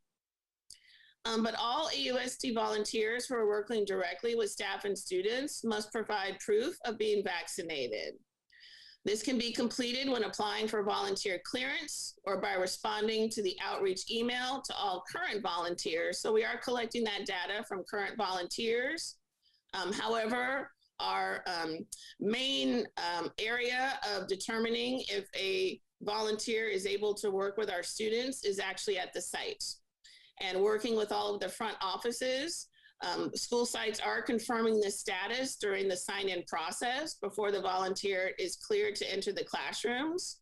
And we recently posted some very clear signage in support of that requirement for volunteers. That concludes my update for today. Thank you. Thank you so much. Any questions, comments? Yeah, Trustee Davidson. Thank you so much, Executive Director Ritchie. I just wanted to throw this out there. I received the Informed K-12 for one of my kids, the form, but I did not receive it for my other child.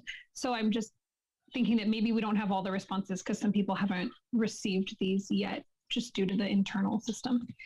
But otherwise, thank you for all of that. Thank you, Trustee Davidson. In fact, thank you for the feedback. We continue to roll out in multiple platforms. And so that will not be the first Informed K-12 email I'm sure that you'll be receiving. In fact, we've gotten it down to a science where we're able to harvest who has not responded. And we're being very strategic about mailing that information out in an email. In fact, we actually went to an old-fashioned paper letter that actually was sent to about 300 families as well. Our next step is January 3rd, picking up the phone and doing some very strategic outreach to those that we haven't heard from. Again, our target group right now would be secondary, ages 12 and up, but everybody 5 and up, rest assured we'll be working very hard before that January 26th deadline to get 100% response compliance. But thank you for the feedback. I had a question about, if you don't mind putting back the slide about the vaccination response rates. I think it was all on one slide.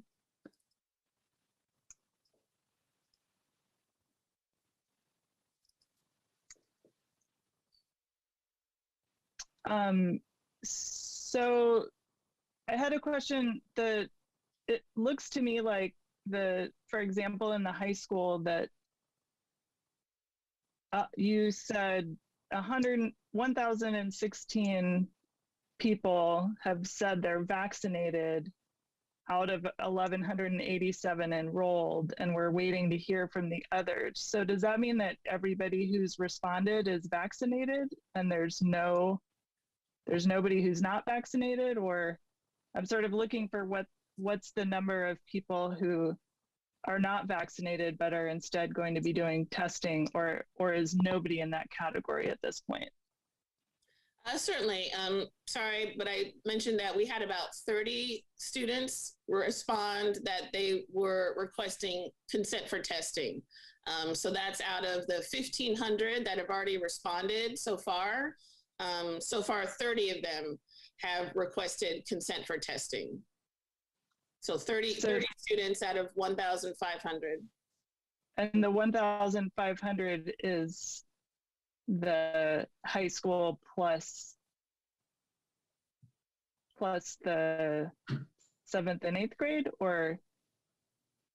The 1,500 would be comprised of the 502 that have already submitted their responses from the middle school, as well as 1,016. So again, a little over 50. Oh, I see what you're saying. Okay, and got it. Got it. Got it. Okay, so 30 of them are, only 30 of them so far. Correct. Have said.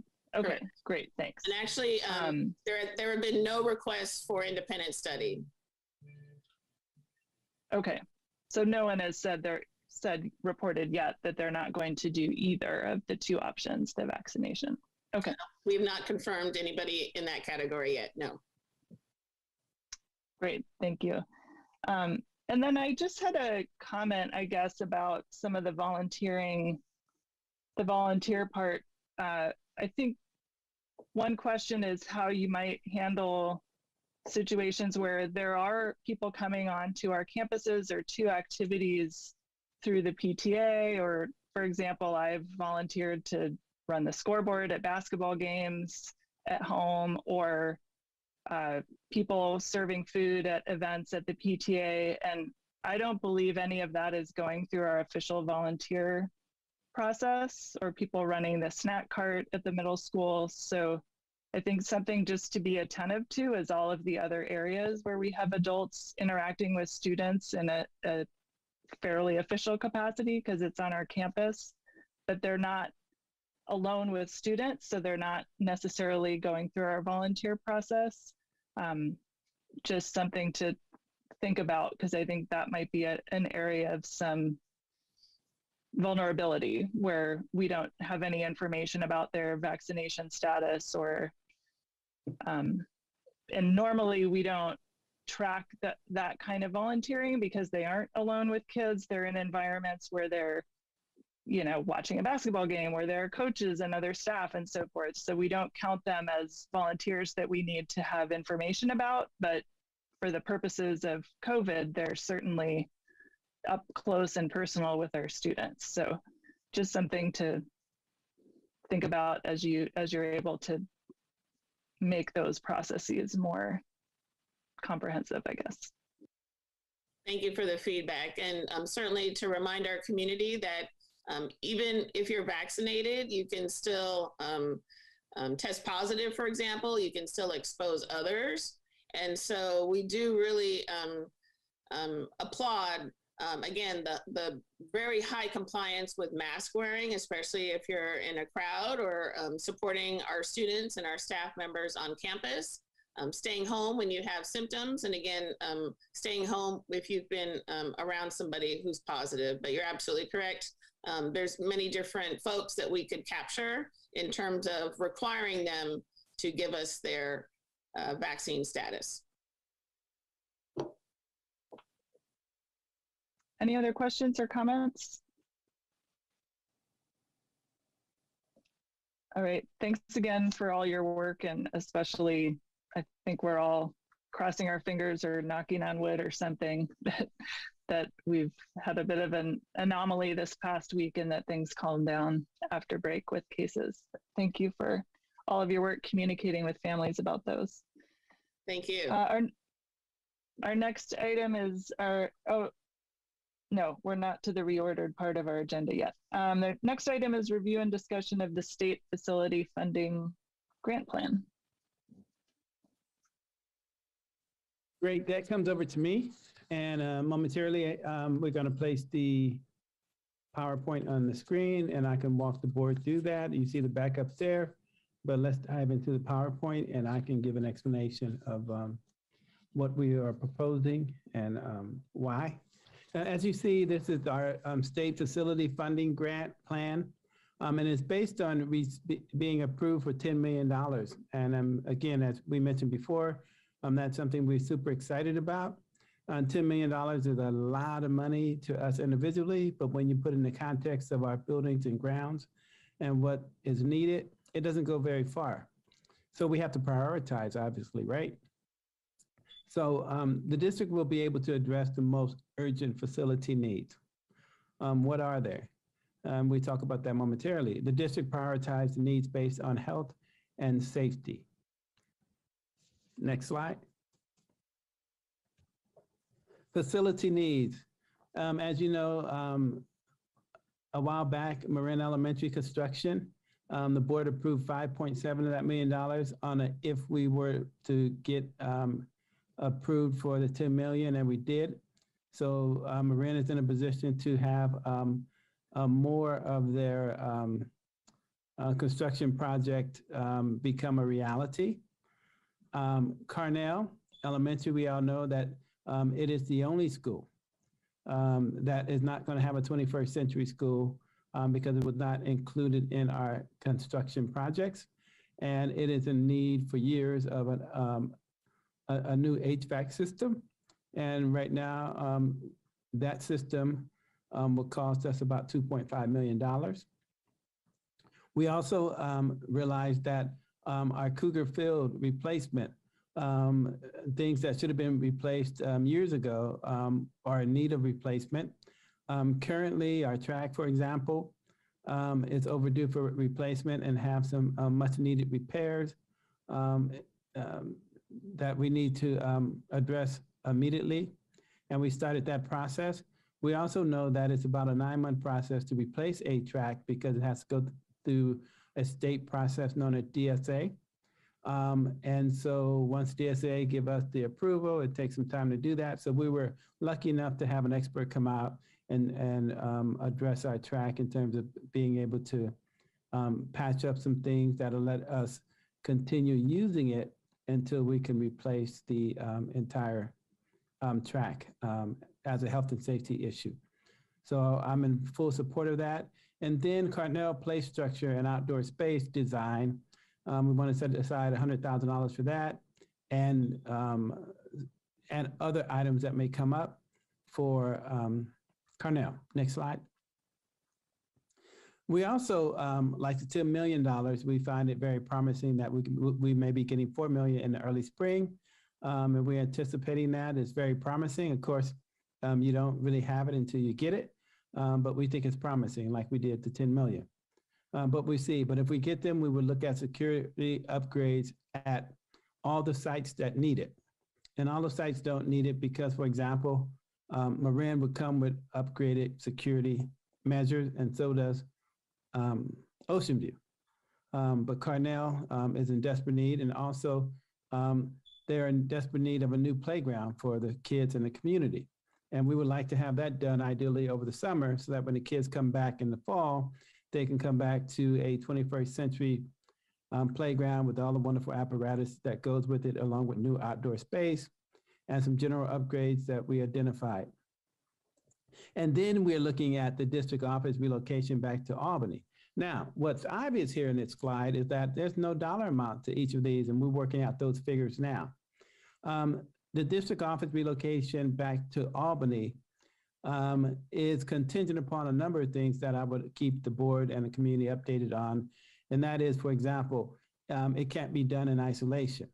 We are re-examining the feasibility, if you will, of having full day kindergarten come back sooner than later. And that can have an impact on district office relocation back to Albany this upcoming year because our kids take precedent. Just wanted to put that out as a precursor, if you will. Next slide.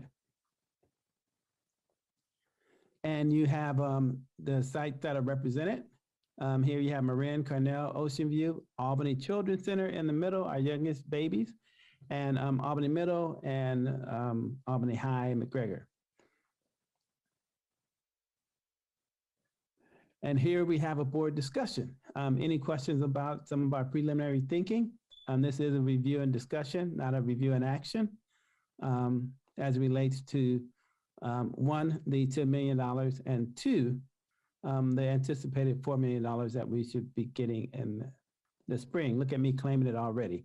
I'm pretty confident that will come to fruition. And that concludes my report now. Thanks, Madam Chair. Sorry, thank you. I just wanted to confirm that the $4 million is on the backup. Okay, so the backup was revised just to clarify that we're also estimated to receive that $4 million in the future, just because otherwise we wouldn't be able to really talk about that if it weren't. Yeah, we made that addition as part of the backup. Okay, great. Yes. Great. So board questions, comments?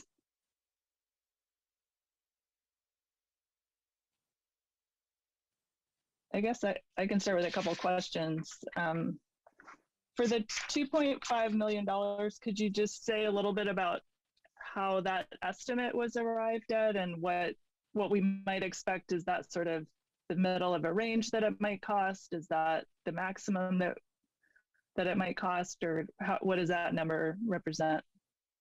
We're looking at the maximum, and we're looking at the state-of-the-art HVAC system that we would get. Some of the things that would include is the new up-to-date windows that would keep the heat in and keep the heat out when we need it to be out. All the specifics, our experts have narrowed that down. I don't know if we have Juan with us today. If so, he can really, oh, good, we do, great. Juan Barroso. Did you catch that question, Juan? Yes, I did. And first of all, thank you for letting me join you for this important discussion today. So the way we developed the budget for this project is based on previous HVAC work that we've done, my company's done at this district and other districts. And essentially, it's a complete replacement of the entire HVAC system for the school. Presently, the HVAC system is kind of an older type of system that has primarily heat. So the new system will have both heating, ventilation, and also air conditioning or cooling. So, to reiterate, the method we use to develop the budget is based on previous work that we've completed and using that as a metric. And would it, this actually came up at the environmental planning committee about this question of the windows, because those are part of the sort of ventilation problem because they're also quite old. And my understanding from them was that the windows were not part of what was being scoped out. So would this budget allow us to do any necessary window replacements, or is that not part of the estimate? So we have had discussions specifically around the windows. At this point, we have started the engineers on their basic design work. And as we move forward through that process, we'll be able to do some checks on the budget. And also part of what the engineers will be looking at is what is the best way to achieve the appropriate amount of outside air, fresh air, and so forth. It may involve operable windows and doing some selective replacement of those windows on, I believe, on the kind of the west elevation. So that's one of those items that we are going to try to make work within the budget. But at this point, we're moving forward with a target of not spending more than the $2.5 million. Okay, thank you. Trustee Boyd. Thank you. I just had a question about Cougar Field and the track there. Dr. Wells, I understood, I think I heard the sort of 9-month full process, and that we kind of started that, it sounded like, in the early stages there. And it sounded as if we would be able to do some repairs so that the track can hopefully be used in this spring semester. Is that right? And then perhaps be, completely reworked to the extent that it needs to, in hopes of getting that ready for in the fall. I was hoping to understand, if possible, a little better about whether that will be possible to continue to use it in a repaired state in the spring, and then kind of in a fully fixed way in the fall, or what the timeline is there, to the extent you know it. Thank you. Trustee Boyd, you explained that perfectly. One of my biggest concerns, we had an expert come out last week, and my hope was that they would give us some news in their assessment that they can patch up the work to make it safe, so that we don't have to close down the field for 9 months. That would be very, very, very tough to swallow. And to our great appreciation, the experts confirmed that they can do enough patchwork to make it usable for a while that can last up to hopefully 9 months. By then we have a new track, if the board approves it on the schedule that we hope they will at our next meeting. And therefore we don't lose any access to the track for our kids and community. So right now we've been very fortunate and blessed to have the best of two scenarios. But when I look at it and look back, I get really frustrated and unfortunately angry, because this should have been done years ago. But we are where we are. And so we have to address what we have to address now. And moving forward, these things need to be managed and maintained on a regular basis. We shouldn't be in the position we're in now, but we are. Thank you. Vice President Duran. Just a couple of questions. First of all, is who does the board give thanks to for working on this grant? Trustee Duran, the way it works, when things are bad, it's my fault. When they're great, we have to applaud all the wonderful staff who put their foot forward to make this happen. And so my hat's off to our chief business official, executive cabinet, and the leadership throughout the ranks to make this dream a reality. And we work with a great company and folks who monitor grants that come out, that taps us on the shoulder and say, here's a grant, would you qualify for it? And people like the Juan's company, who are pros at monitoring all the possible grants at the state. And so the appreciation goes all around. And so my hat's off to working with, I got to tell you, and he's very modest, with this company, experts who monitor every opportunity for Albany to get in a position to receive every grant that we could possibly qualify for. And so that's Juan Barroso. And he stays as our ghost angel, if you will. And we appreciate that kind of work very much. So I hope I answered your question. You did. And so, I think the board would certainly want to acknowledge, applaud, say how grateful we are to staff, to Mr. Barroso, and everybody and anybody who envisioned this need and the possibility of having a grant for this. So it's fabulous and something that obviously we need so desperately.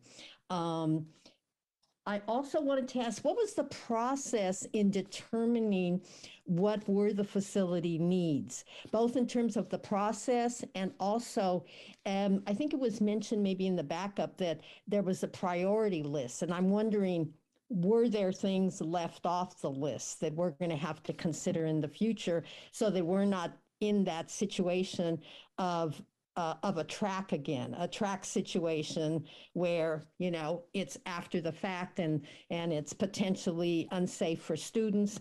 And how do we go forward to really see what our needs are in a timely basis? But what we're presenting our needs tonight, I want to be crystal clear with that. And because it's only 10 million, I don't believe I'm saying that, it's only 10 million. In the context of our needs, the 10 million covered our most needy and urgent areas right now. So it wasn't any deep analysis of everything we have in the district. These are the ones that are rise to the top. And so it was really simple for us.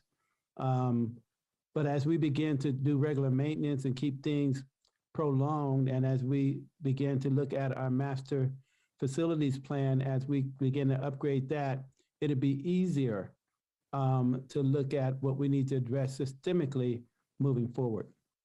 Well, that's why, yeah, I mean, I certainly understood that, but then once it was mentioned, the $4 million, the anticipated $4 million, where there's an opportunity to do things like the security upgrades at all the sites. And I'm just wondering, you know, how that's going to play out. Is there going to be a further discussion about that $4 million, or is that pretty much the second priority list of things that have to be done, or are there other things as well? And did principals and teachers have any role in saying we have these needs at our school? Because I remember during some teachers had spoken about at Cornell wash basins for kindergarten in particular, they were unusable. Water didn't run. They were totally inadequate, the sinks and that kind of thing. If we're going to do more of a deeper dive to see what other issues there are potentially out there that need to be addressed. I'm glad you mentioned it. For example, Cornell, and the 4 million, those are the things we took into consideration with the principal who's working with the staff in terms of priorities for Cornell. And so that is included in the 4 million. And which can be further delineated when it's time.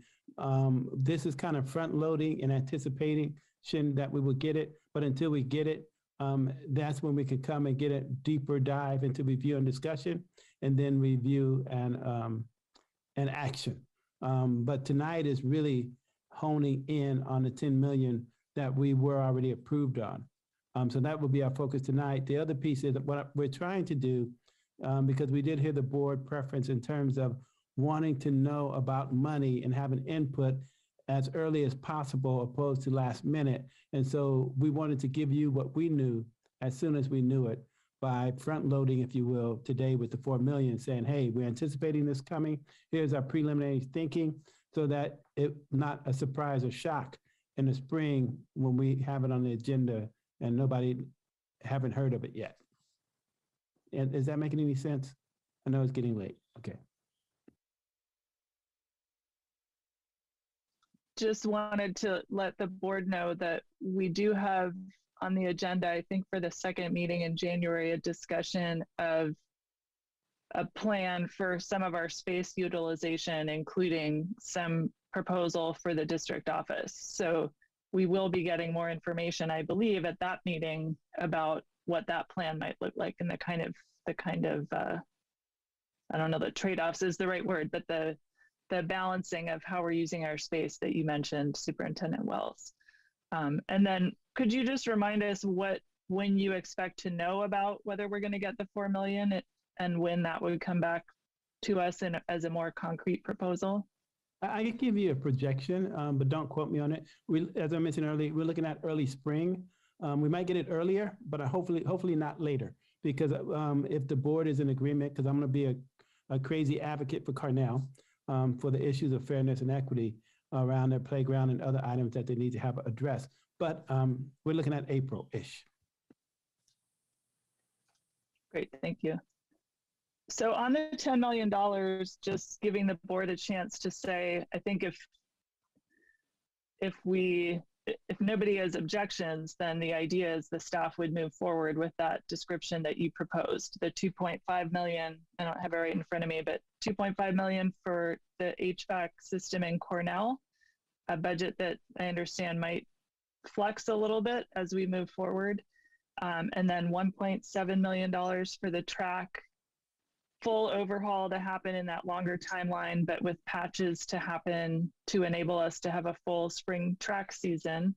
And then the remainder for Cornell, the $100,000 remainder for Cornell. Yes, and we're hoping to give go ahead to have the track repairs done over the winter break under health and safety. We're moving forward with that, and that's as an FYI to the board. Great. So my sense is the board is on board with that plan for the $10 million. There is a public comment from Principal Reimuller. I don't have, I'm not a host, Ms. Shen, so I'm not able to start the public comment. Okay, now I am. Thank you. Thank you. Go ahead, Principal Reimuller. Good evening, everyone. Hi. I am so excited to see this item, and I knew it was coming, but I just want to say how wonderful it is and how truly important it is to the staff and students at Cornell. It is the very, very, very top of the list of anything that we need, and it is it cannot come too soon. It is definitely urgent and affects all of our health and our ability to learn and be comfortable in a safe place. So I am so happy to be able to work with Mr. Juan Barroso, and also Ben Borrego has done so much to get this ball rolling. I want to acknowledge that. And we were just talking about it again today. I did want to know if Mr. Barroso could clarify, was unclear about what he just mentioned about the windows, because the windows seem to be central to me, but I didn't quite understand what he meant, and it might not be time to explain that. That might be at another time in another meeting, but it is, we are all waiting with bated breath, and we are so excited to be getting not a new HVAC system, but an HVAC system, because we don't have one to replace.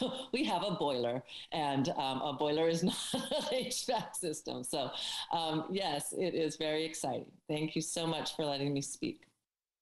And Principal Weimer, I think it's good that we get together in a conversation during the design phase of the HVAC system and what we want, and to give our input on updated windows. I think I hear where you're going. Is that accurate? That would be helpful, just so I can understand and explain. That would be great. Thank you so much for making the time, and I'll look forward to that in January. Great. Thank you all very much.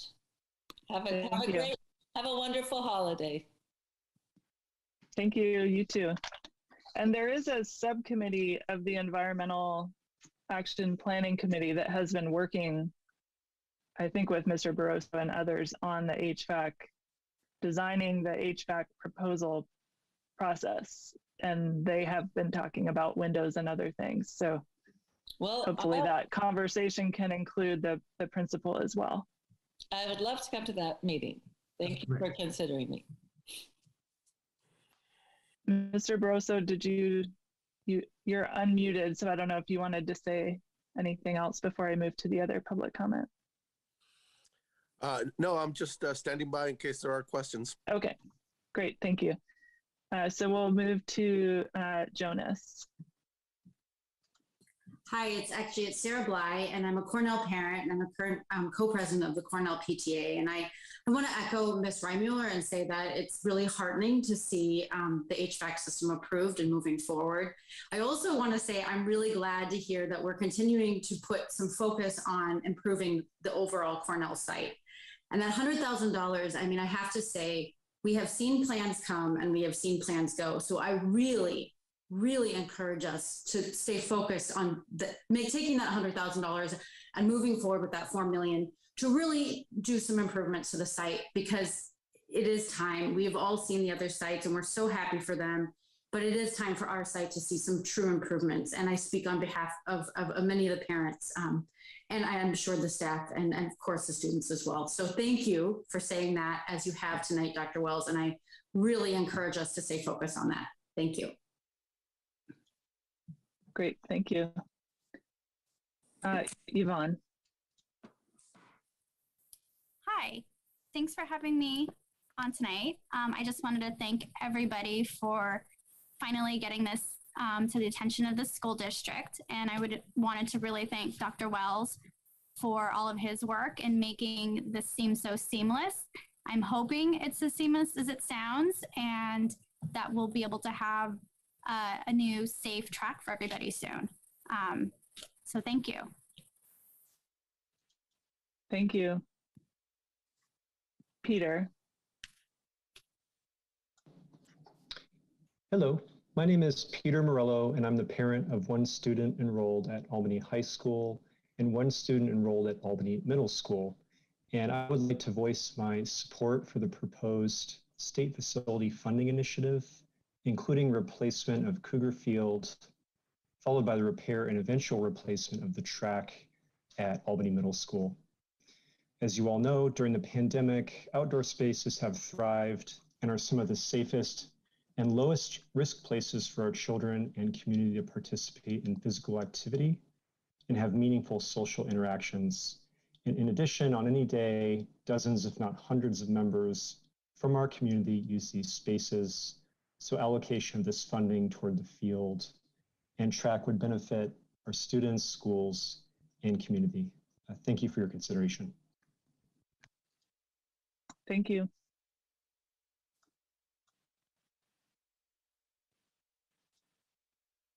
All right, that was our public comment.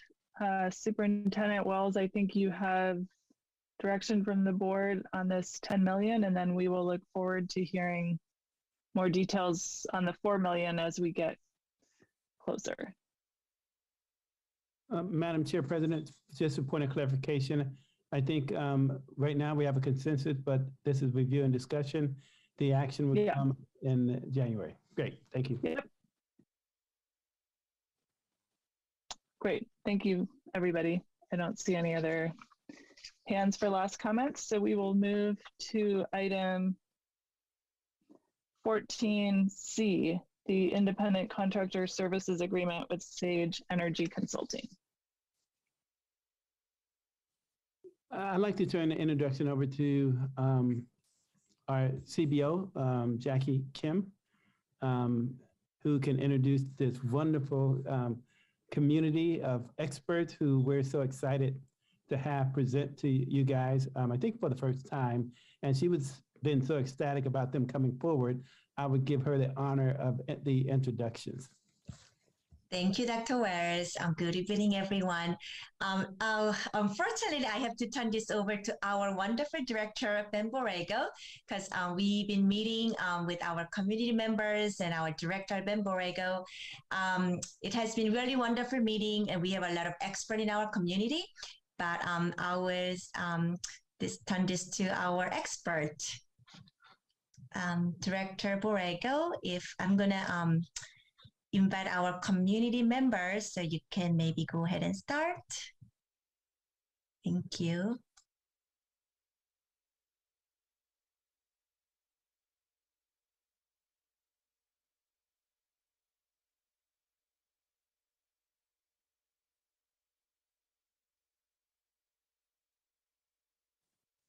Good evening, Board President Hinckley and board members and Albany community. This is an interesting and exciting item that we're going to present tonight. And I have two members of the Environmental Action Committee with us. Both of them are Albany residents. And we'll start by saying that the Environmental Action Plan Committee recognizes the district and community's commitment for the district to reduce its dependence on the burning of fossil fuels. With that said, it means that the district would need to design and install solar PV systems at possibly each of the district's 6 sites. So what we did was we formed a solar subcommittee to take on the challenging task of determining if a project as complicated as this could be and the size and scope of it, if it would even be feasible for the district to take on. So with that, I'm going to introduce the first of the two members. His name is Mr. Nick Peterson. He is again, a Albany resident. Once he adds to what I've just shared with you, he will introduce the second member. Nick?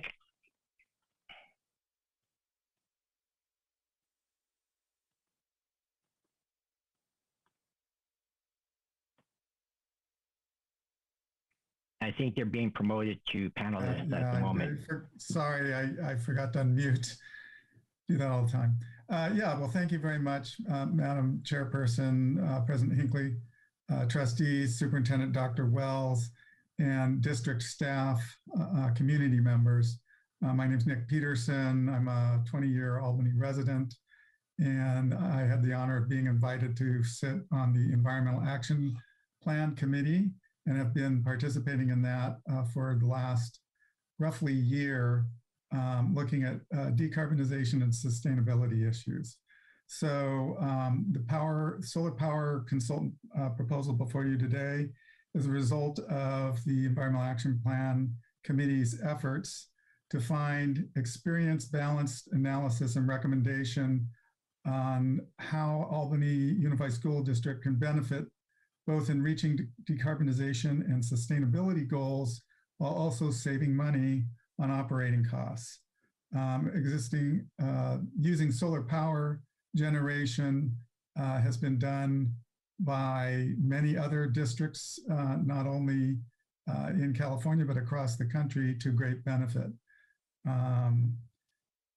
This also dovetails pretty closely with our recent bond work and is a good fit with putting solar on the buildings that are now very sustainable. So the service that is being presented here not only covers technical feasibility issues, but also financial approaches and risk mitigation, which was a very important aspect that we wanted to include.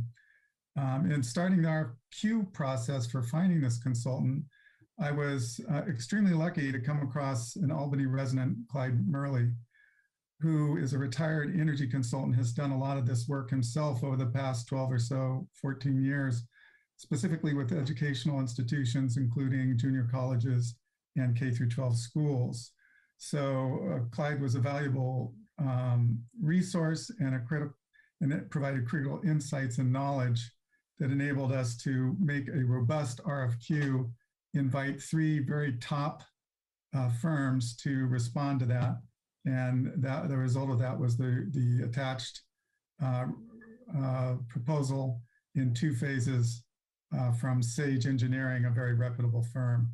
So ideally, and I don't know if he has been brought onto he's having some trouble, or at least he let me know he was having some trouble accessing the Zoom meeting. So I don't know if he has been brought in on the site yet. Can someone, I don't see him there. I will be working in a second. So hopefully we will see him. Yeah, Jackie, were you able to get in touch with Clyde and work out his issue? Yes, I'm on a call. Yeah, okay, excellent. Because Clyde is the answer man and he has vast experience, is quite better. He's given me his presentation. If push comes to shove, I'll just run through it quickly and then we could field questions that I'm sure you will have.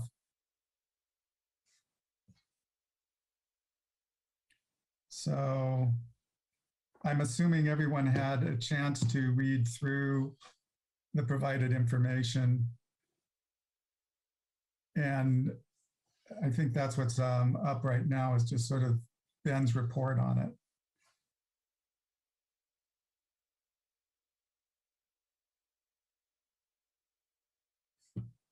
Maybe I'll just go into a little bit, when Clay gets on, you won't have to go over his history. I'll go over through a little bit of what he has. He's completed 70 megawatts of solar projects, 170 systems for 40 plus school districts and community college districts in California from 2008 through 2018. Everything from a single site project to a 32 site district. So he has a lot of vast experience.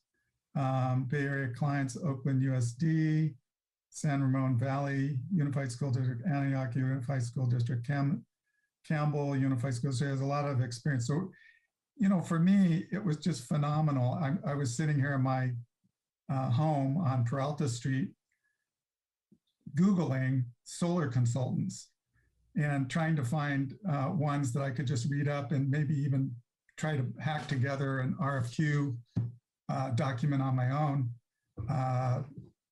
And all of a sudden a name kept popping up, even in RFP documents as a consultant.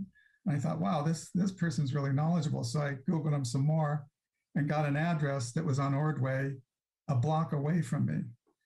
And that was Clyde Murley. So I'm always amazed how Albany has just this wealth of resources within its own community. So how are we doing, Jackie? Are we getting closer to getting Clyde on the call?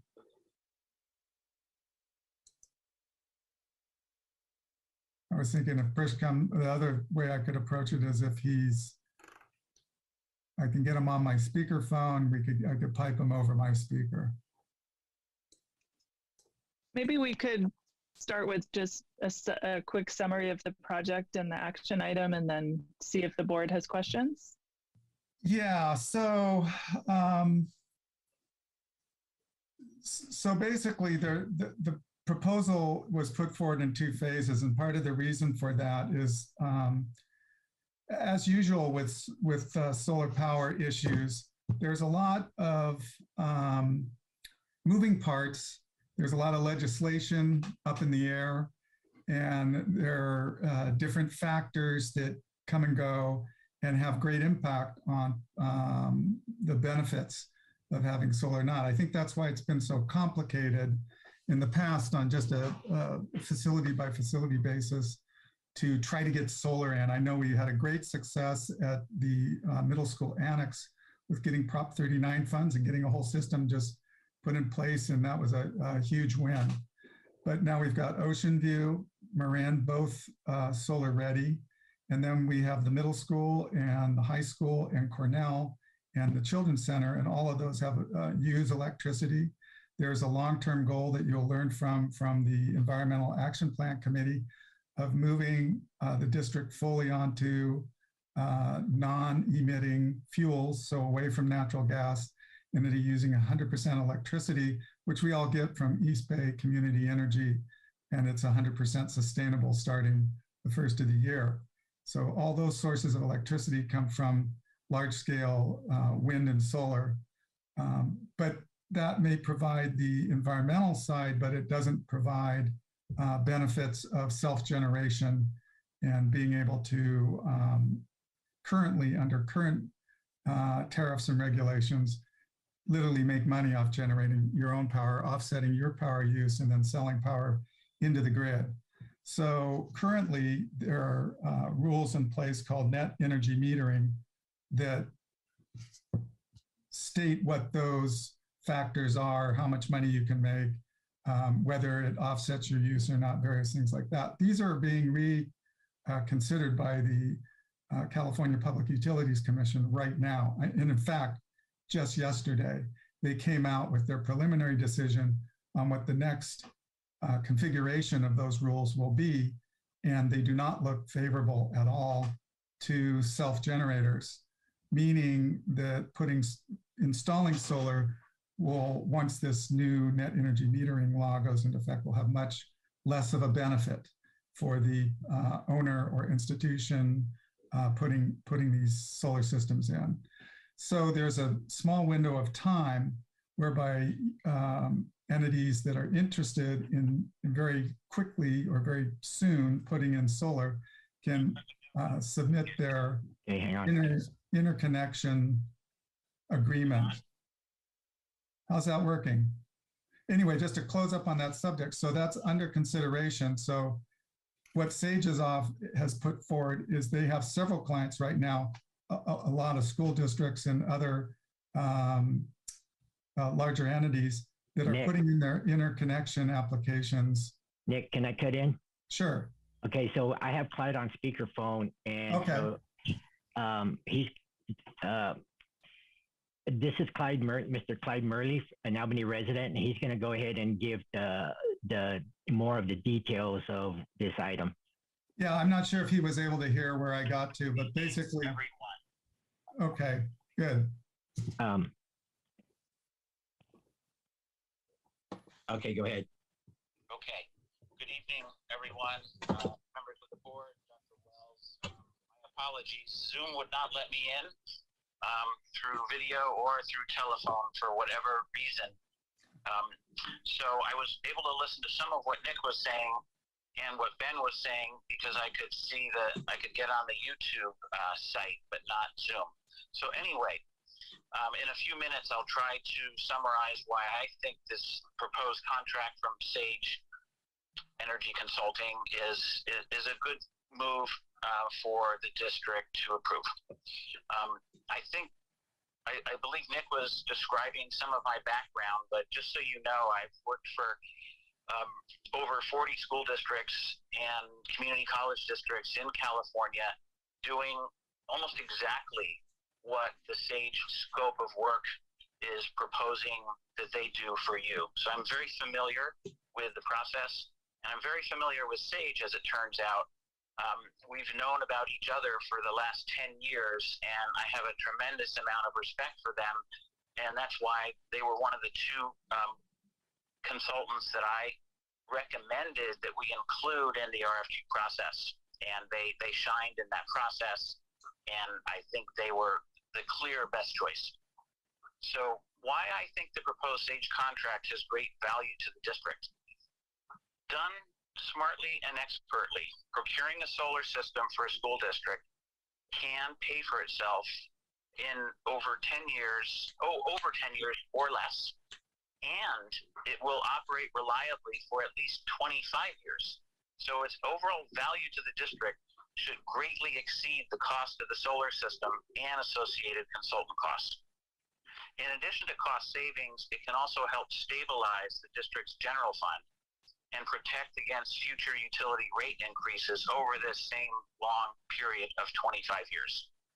Therefore, as I understand this district's commitments, energy commitments, environmental commitments, and educational commitments, I believe that procuring solar systems at each of your 6 sites fits very well into the district's long-term energy and environmental goals. Now, Sage is an excellent company, and I have every reason to believe they can guide and support the district through the entire solar procurement process. That process consists of step 1, applying for interconnections with the PG&E system for each of your 6 candidate sites. And I'll talk more about that in a few minutes.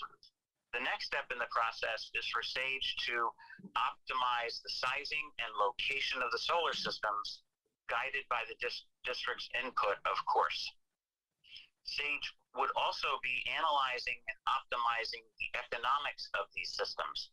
Remember I said procuring a solar system, if done smartly and expertly, is a good thing. But without the expert guidance from someone like Sage, it's easy to do it wrong, to make the system too large, too small, not to have it built reliably, choosing the wrong solar vendor who doesn't back up their commitments, etc. With Sage, you're assured that none of those issues will be problems.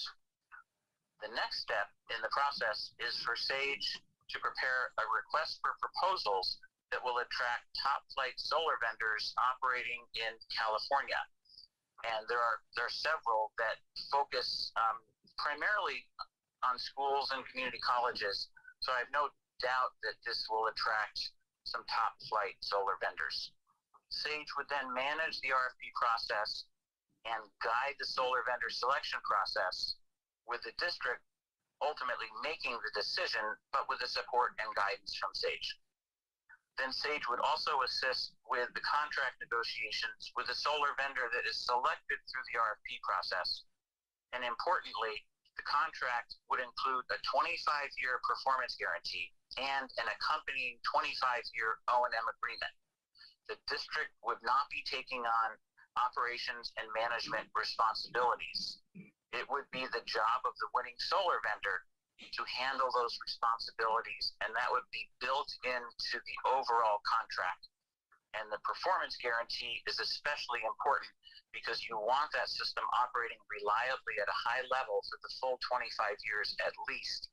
And having an ironclad performance guarantee, which Sage is very familiar with, and they've negotiated many of them, is what can give the board comfort that this is a sound investment decision when you end up bringing on the solar vendor who's won the RFP process. Now, why should you hire a consultant to do this? Well, throughout the state of California, it's important to understand that virtually no school districts possess the necessary experience and expertise to pull off the large-scale solar procurement. Even very large institutions like LA Unified School District, they actually hired a stable of solar consultants to help them with their procurement. It just doesn't make sense that you would have in-house expertise of the kind that's needed for this very sort of unusual procurement process. Sage would bring that, and they would be partnering with the district almost as extended staff to the district throughout this process. So outside solar consultants are the norm in both large and small school districts and every size in between. Now, why is this matter so urgent? Well, just yesterday, the California Public Utilities Commission issued a proposed decision scheduled for finalization on January 27th that would radically alter, unfortunately for the worse, the economics by which solar systems reduce utility bills. You gain savings from solar because your utility bills go down. This new proposed decision threatens to reduce the value of a solar system greatly. Estimates are from 40 to 80% reduction in the cost savings. So the first urgent matter this coming decision creates is to prepare and submit the solar interconnection applications for each of the district's 6 intended solar systems, just as soon as can be done. That's why the subcommittee working on this RFQ process that got us to the SAGE contract set out a separate and initial task order for SAGE to immediately go ahead and prepare these applications in the hopes that they can get them in before the January 27th decision. SAGE's schedule indicates that they can clearly do that, so that, I would say, is the first order of business. The urgency doesn't end there, however. Once the interconnection application is submitted, the coming PUC decision, Public Utilities Commission decision, may also impose other deadlines, such as a deadline for executing a contract with a solar vendor who would build your systems, and possibly a deadline for by what date you need to have those systems completed.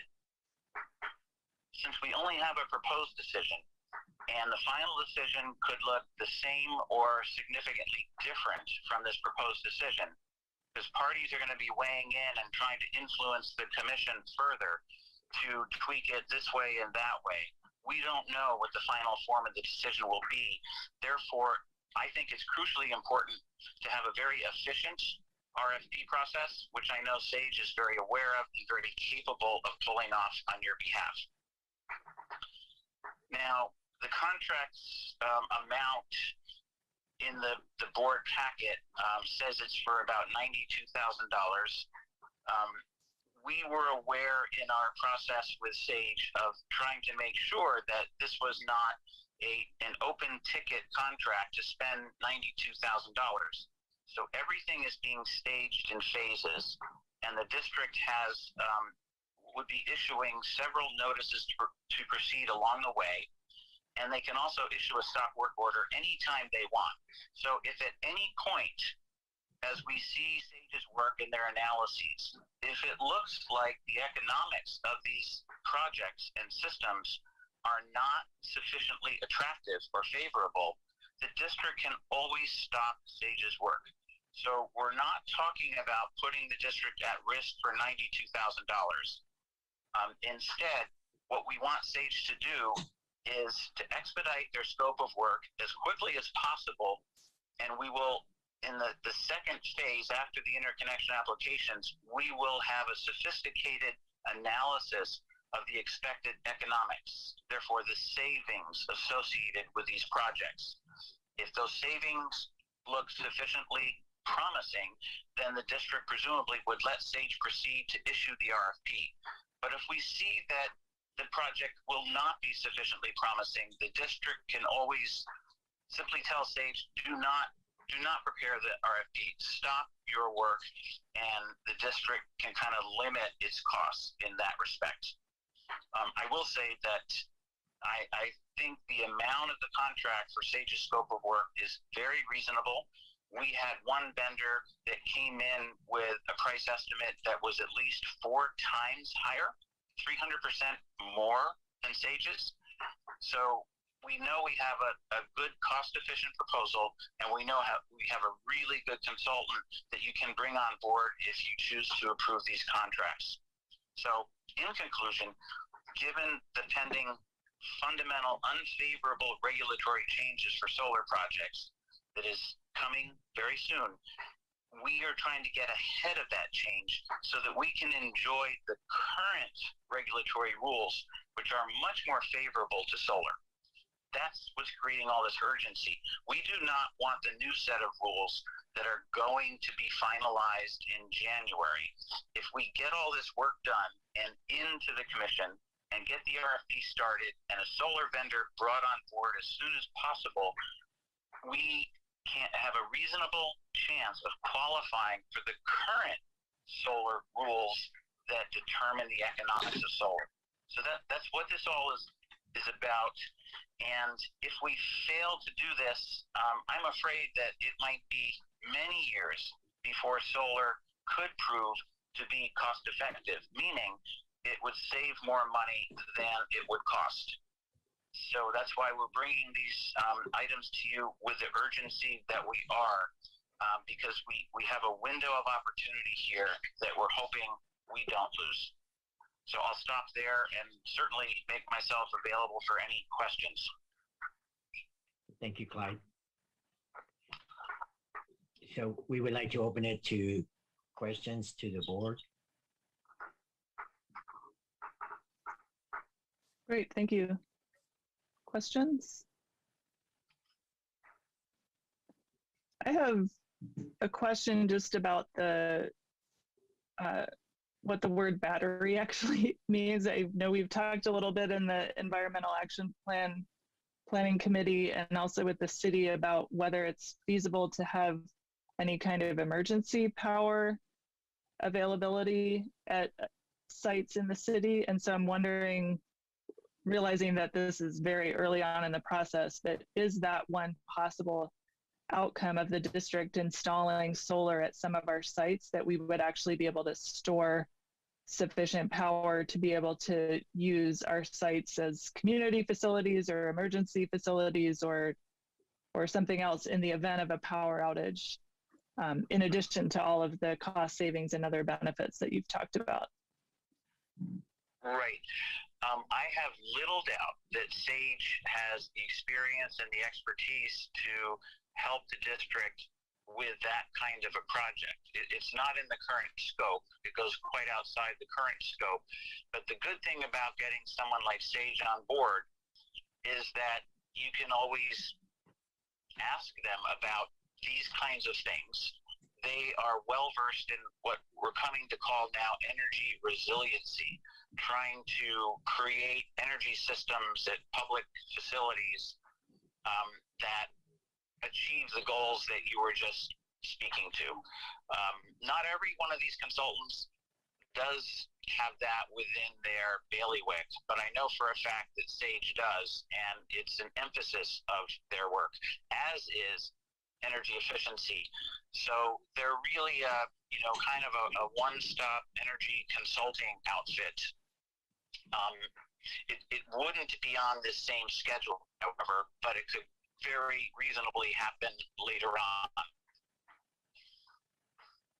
Great. And it sounds like we could at least get an answer to it because it's been a bit of a perennial question. Nick, did you want to respond to that? Yeah, I just want to add another thing. The RFQ, and you'll have to look more closely at Sage's proposal, but the RFQ the idea is we're tasking him to look at everything that's of advantage to the school district. A lot of times having storage also allows you to arbitrage power so that you're putting it back into the grid when it's more valuable while you're generating it when it's least valuable. So it could be if those systems work out and make sense. I know Santa Barbara School District has a huge microgrid system that they did in arbitrage is definitely a part of making it map out. Again, there are also incentives and cost benefits for doing storage systems that have their own programs that fund them and whatever. So Sage being very knowledgeable on those, they'll consider all that. The one thing I wanted to also point out, not only will it be that if this window that's closing on the net energy metering, not only will it be that the energy, solar power won't be affordable, but right now it's beneficial. All these school districts like El Cerrito, Richmond, all those ones in West Contra Costa, West Contra Costa County School District is saving millions of dollars over the term of putting those systems in. And they're being run and operated by an operator, and they're realizing savings off their operating costs. So we don't want to propose anything just for the sake of having solar power and having panels on our schools, and that certainly would give us all local pride and everything. But it's to save money, it's to save operating costs in the long haul, and to buffer against utility cost increases in the future. I mean, utility costs are going to continue to go up. And if we miss this, we'll still be getting our sustainable energy from East Bay Community Energy, but we won't be defraying its costs. We will have no mechanism to defray it other than just reducing usage. So the whole advantage of being a power generator with storage, I think storage will probably factor in, is that it gives us that flexibility and that capability. Great, thank you. Yeah, if I could just add briefly, I think energy storage, I think, will be part of your district's energy future if you do solar, perhaps even if you don't. However, as I tell my clients when we're getting started with a project, let's be focused on what we absolutely need to be focused on at the outset. Things that we can do later, that we can add to a consultant scope of work or do another RFP later, things that aren't so time sensitive.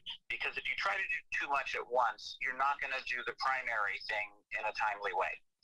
And so that's my concern. Not that anyone is suggesting that we add the battery storage to Sage's scope of work, but as Nick said, they will be analyzing that and they will be providing options for that. We just want to make sure that we move fast enough so that we enjoy the current regulatory treatment for solar systems and not lose that and go into, as Nick termed it, as it's being termed, NEM 3. We want to be on net energy metering 2, which is the current regime. Great, thank you. Vice President Duran. I wanted to ask, everything sounds so positive, so I need to ask, and maybe Mr. Peterson, you basically addressed all the positives of this proposal. What, besides the risk of this amount of money, the $92,000 at some point, or a part of that being potentially something we might lose, what other negatives are there, or factors we need to consider in making this decision? Well, one factor is the factor of the schedule. And schools don't like to do this kind of work during academic sessions, and it's typically done during the summers. So that's going to be the hope and the goal, I think, that it's being done in the summer, which would be the summer of 2023. We don't have time to get everything done in time for summer 2022. But it could be the case that some of the work you would want to have started before summer of 2023, possibly because of a deadline not yet established by the California Public Utilities Commission that could show up in the final decision. So that's a concern that I have. And at the same time, I don't think it's reason enough not to begin the process. I think it's sensible to start the process. And as I said earlier, we can do a stop order at any point at which it looks like the project in its entirety or some of it is not viable. You know, maybe half the size would be viable and the other half wouldn't be, for reasons we don't know now because we haven't hired the consultant yet. So that would be one risk that we would want to have our eyes on. Safety-wise, these vendors know the rules they need to follow, whether it's in session or during summer session. I've never heard of an issue on any of my projects where any students were endangered at all. So I don't think that's a problem. You're doing tremendous amounts of construction now. This is another construction project which can be managed safely. Another uncertainty is, what will future rates be? SAGE will be doing an estimate of the savings based on an idea about where utility rates are going over the next 25 years. Well, no one knows exactly where they will be going, but as Nick said, the track record, and this is a 40 to 45 year track record that I've researched, is that utility rates on average go up 5 or 6% per year. So what that means is that your project is becoming more and more valuable over time. So that's the opposite of a risk. That's an opportunity. And I'll stop there. I just want to note we're about 25 minutes over time on this, so I might see if the board is willing to make a motion without more discussion. President Hinckley, if I could just ask the second question really quickly to Mr. Borrego. I just may be totally unaware. I thought we had a solar PV system at the annex at AMS.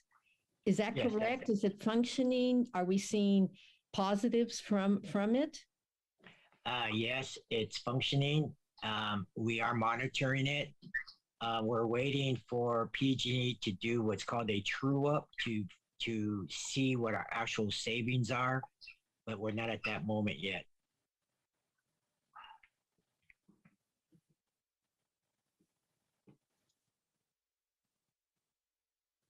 Is there any board motion pending?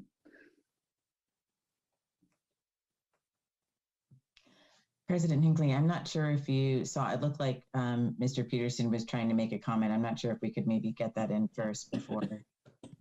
Sure. If that's okay. Yeah, I didn't want to interfere with anyone making a motion though. So just commenting on what Trustee Duran brought up, and also following on that there's one solar system array on a building that handles most of that building's load, not all. We're talking about the whole district, and I'm sure your business manager can tell you, you pay a heck of a lot in electrical energy. So again, it would be balancing total consumption on this system that then would give long-term over 25 years benefits. One thing I think the district would be concerned about is just the amount of burden this puts on staff to maintain and make sure all this, highly technical system is running and function correctly. And I've seen, what Ben has had to go through just with the one system at the annex.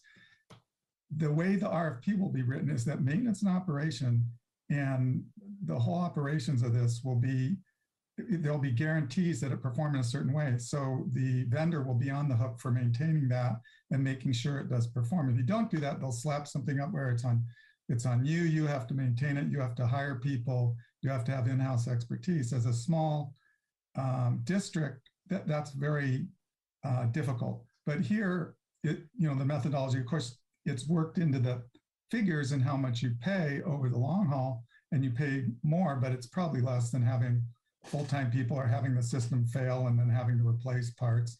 I think everyone has heard the horror stories of certain districts where things have not gone exactly the way they wanted. So we didn't want that kind of issue being burdened onto the district of making sure the system operated correctly. That's all will be worked into the RFP, and that's pretty standard practice with most of systems that go into place. For a solar vendor to offer a performance guarantee, they are going to insist on doing the operations and management. They cannot lose control of that, or else they have no sure ability to honor the performance guarantee. So the two go hand in hand. The performance guarantee and the O&M agreement go hand in hand, and that's all part of the contract, the large contract that is executed along with the design build and the design build portion of the contract.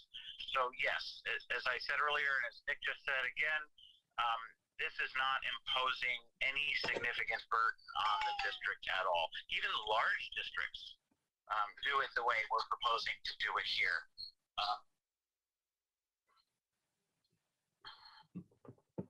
My battery is about to go dead on Clyde. All right. Well, I do want to encourage us to move this item forward because we're well over time on it, but I see Trustee Davidson's hand. Well, I was going to make a motion so we can move along. And I just really quickly, just before I make this motion, want to clarify phase 1 and phase 2, it's the 92,000. The only thing, super quick, we can stop in between each phase is what I'm reading here. So we are really just saying we're starting this contract. That's right. That's right. And as a contractual matter, you can always issue a stop work order and then only be on the hook for the work Sage has already done. But we've gone beyond that and built in these explicit notices to proceed that have to be issued by the district in order for Sage to go from one phase to another. So we have more than the usual assurance that the costs will be contained as much as the district desires to have them contained. And if I could also say, Sage's contract is actually for about $82,000, and they would charge you on a time and materials basis, and you would expect to save about $11,000 doing it that way. So you have a choice between an $82,000 contract or a $93,000 contract, and that's a matter that can be, decided on later. But there is some optionality in there that could save the district $10,000 or $11,000. Thank you. So I move that we approve the independent contractor services agreement with Sage Energy Consulting Incorporated. Second.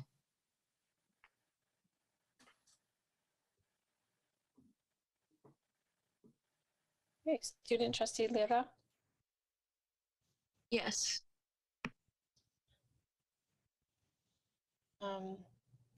Vice President Duron.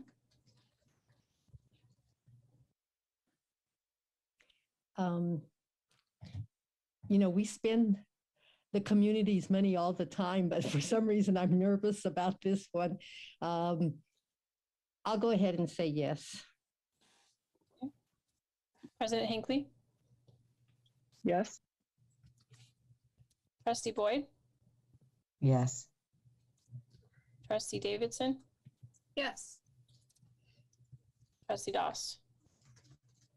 Yes. Thank you. Great. The motion, excuse me, passes unanimously. Thanks for all the work that was put into putting that together. And we move to our next review and action item, which is 14A, the Educator Effectiveness Block Grant. Thank you very much. Thank you. Thank you.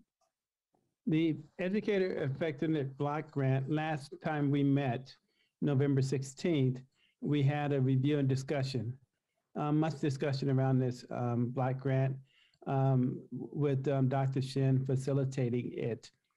Tonight, she will be doing a somewhat of a review of what she facilitated with some of your input and adjustments and recommendations for tonight. So tonight would be review and action, again, facilitated by our very own Dr. Shin, Assistant Superintendent of Ed Services. Thank you so much, Dr. Wells. Slide deck presentation, please, Ms. Shin. Good evening, Superintendent Wells, Board Trustees, District Leadership Team, and Albany community. At our last board meeting on November 16th, we shared good news that AUSD will be receiving additional state funds known as the Educator Effectiveness Block Grant over the next 5 years. And we discussed how the funds can be utilized to improve educator effectiveness within our system. Based on that discussion and evaluation of our district needs, we have developed a plan that we are excited to share with you tonight for your approval. Next slide, please. Our objective tonight is to share the plan proposal for the Educator Effectiveness Block Grant and seek board approval for this expenditure plan to support educator learning in the best interest of our students. Next slide, please. As a reminder, the Educator Effectiveness Block Grant is state funding provided to districts to provide professional learning for teachers, administrators, paraprofessionals, and classified staff in order to promote educator equity, quality, and effectiveness. Next slide, please.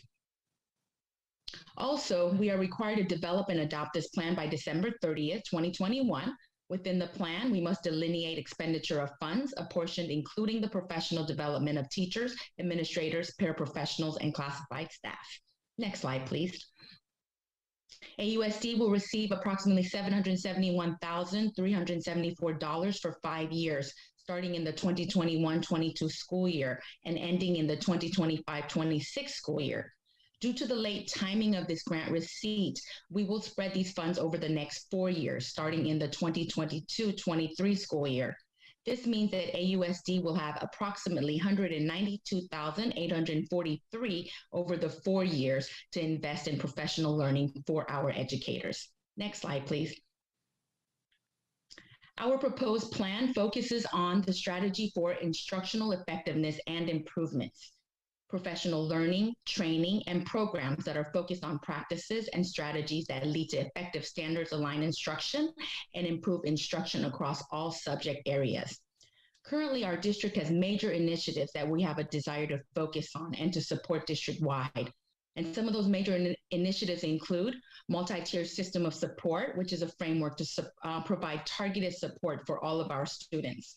Universal design for learning, which are instructional strategies to improve inclusive practices. Positive behavioral interventions and supports, which are practices to create positive school climate. Continuous system of assessment, which promote data-driven decision-making in the cycle of continuous analysis and improvement. Social emotional learning supports, which improve student well-being and supports the whole child. English learner development to support effective and timely language acquisition for our English learner students, and anti-racist teaching strategies to develop anti-biased mindsets that permeate throughout all teaching practices. The district-wide implementation and alignment of all of these strategies and initiatives are great goals, yet our current structure has limited capacity to support these great and lofty goals. The scope of this work is one that will require additional resources of time, focus, effort of a dedicated education leader that can coordinate, facilitate, and deliver professional development learning for all of our site educators. Next slide, please.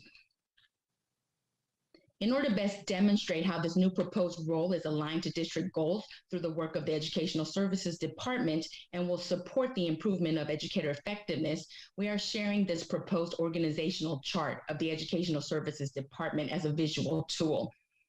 As you can see, the major responsibilities of the assistant superintendent are listed in the box directly below the superintendent.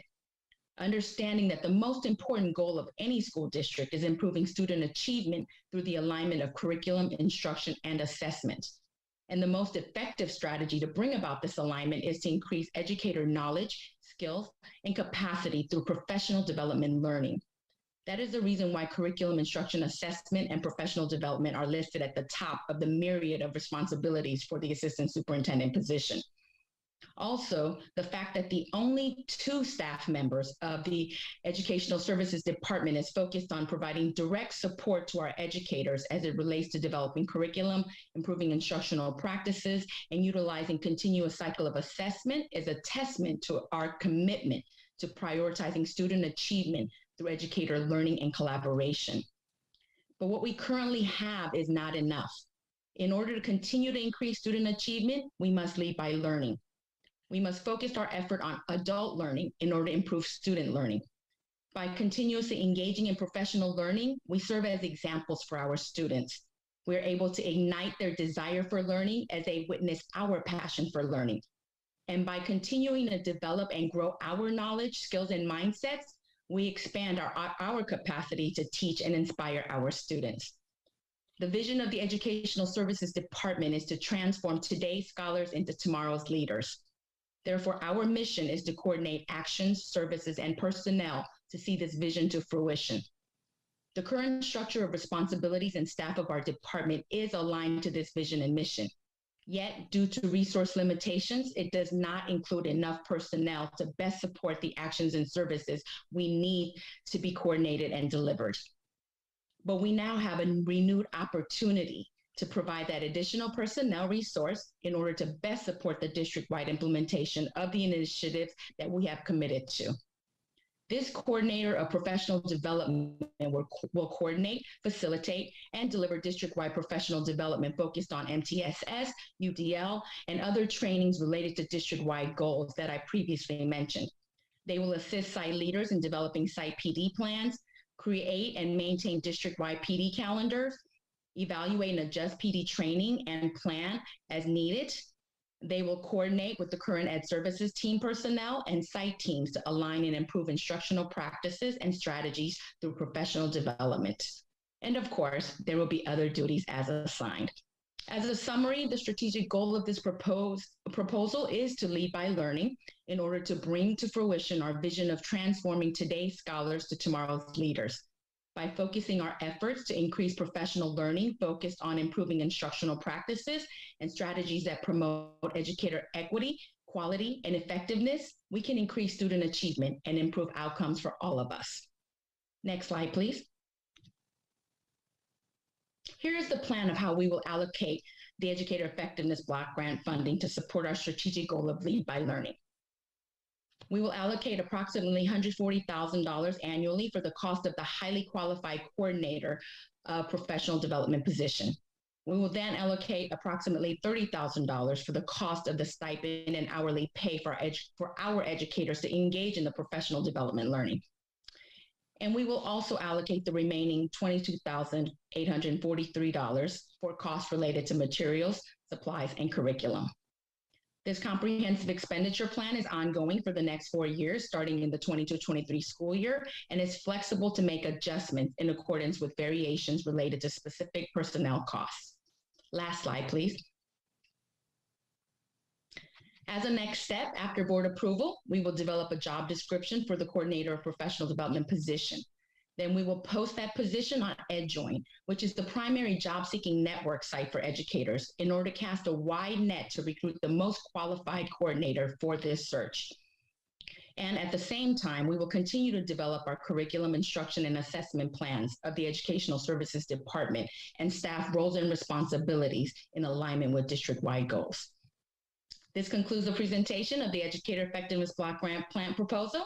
We now welcome clarifying questions that support board approval of the plan. Thank you so much for your engagement.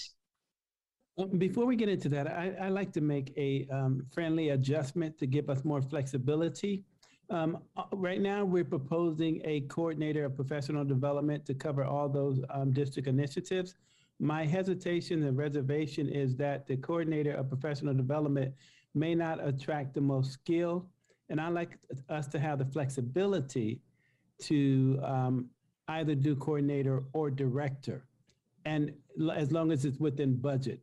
And so I would like the board to consider some of that, because as I've tried to anticipate and listening, it just hit me that we might have some challenges in terms of getting the most highly qualified and skilled person to come take a coordinator position versus a director position. And that's my my late requested amendment to give us flexibility here. Thank you so much for that support, Dr. Wells. Great, thank you. I'm sorry, I'm just looking at the backup to make sure that that change is okay.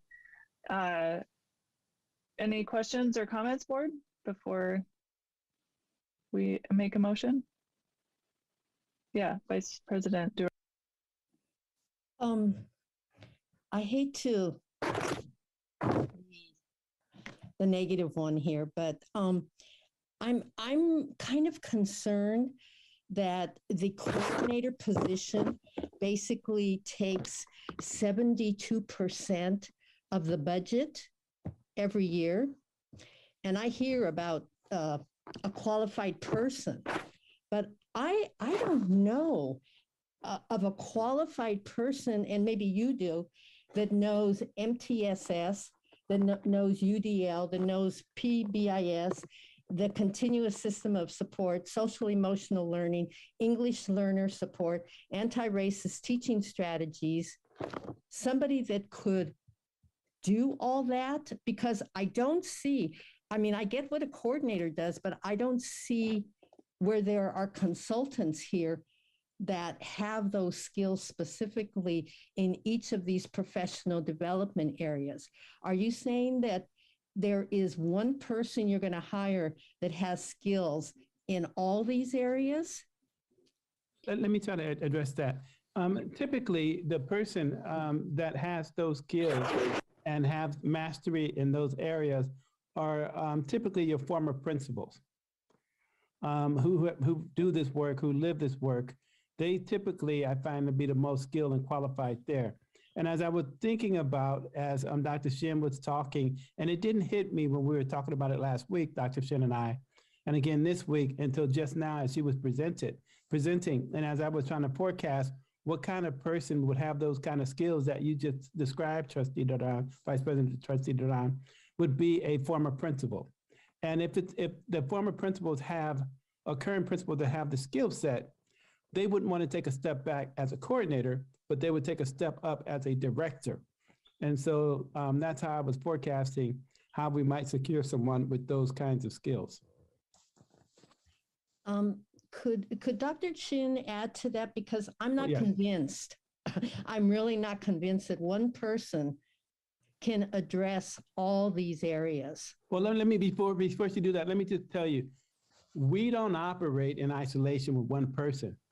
We operate as a team, and consistent with all of our research that a team approach is the best approach for addressing these kinds of issues. And I'm gonna fall back there. I'm gonna fall back now. Thank you. Thank you, Dr. Wells, for that. And thank you, Vice President Duran, for that question. And you are right.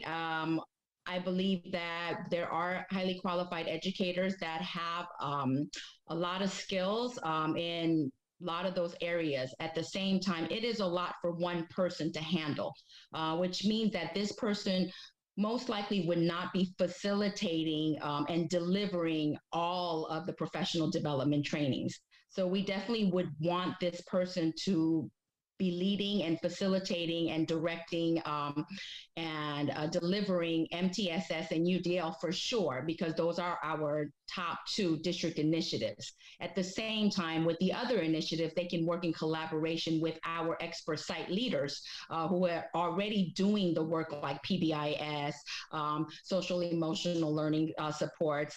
All of these initiatives are happening at the sites to some level at this point.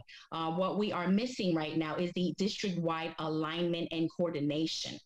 And so having a dedicated staff, education leader who has the knowledge and the ability to bring about this alignment and coordination K through 12 through all of our 5 schools would be a great feat for our district. And so that's what we would be looking for, alignment throughout our system. Trustee Boyd.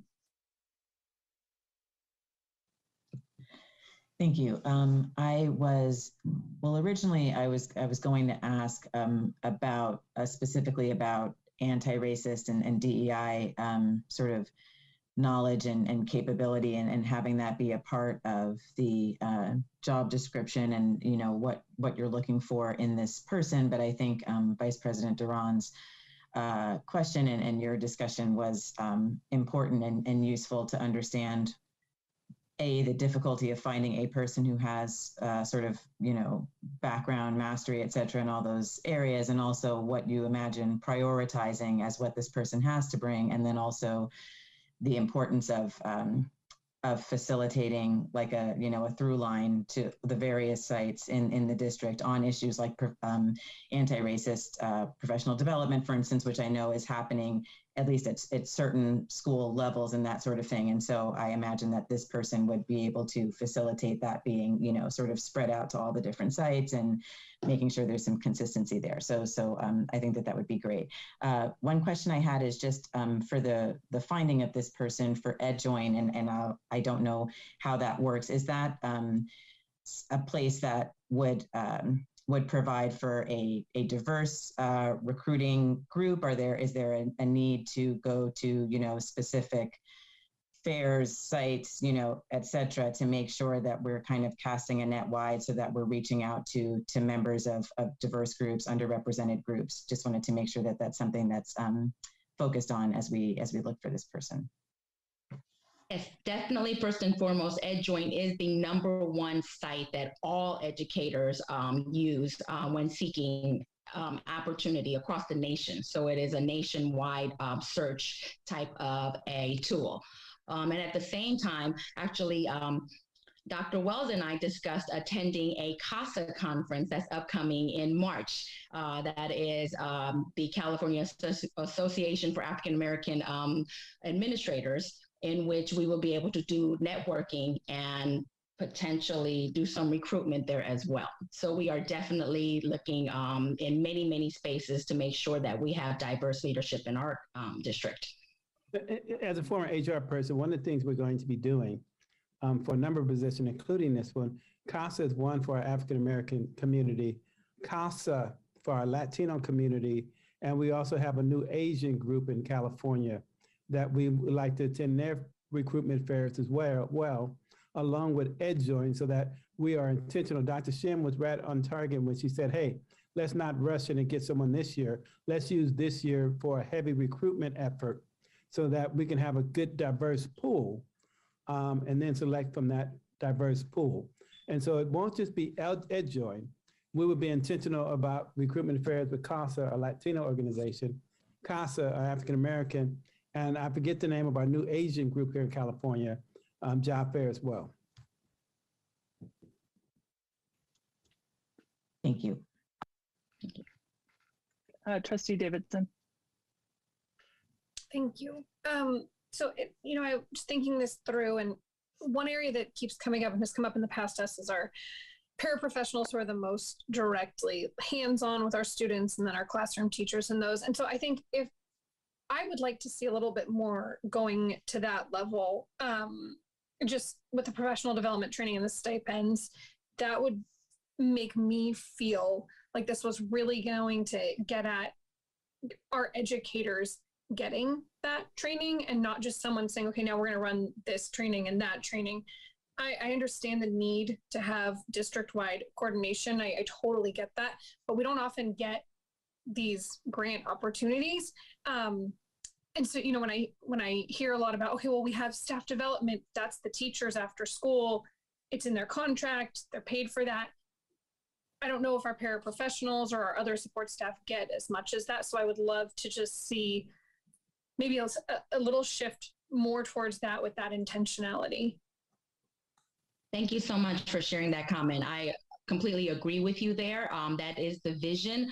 As a former site principal, it was very important for me to ensure that all of the professional development that I offered for our teachers were included our paraprofessionals, our secretarial staff, custodial staff, because every single adult on campus is responsible for teaching and learning of our students. And so the more we can engage the entire community, the better we can support our students. So we do plan on opening and expanding professional learning opportunities to all site staff. It's just, again, it's a matter of coordination of timing and also, I believe, agreement with our labor partners as well.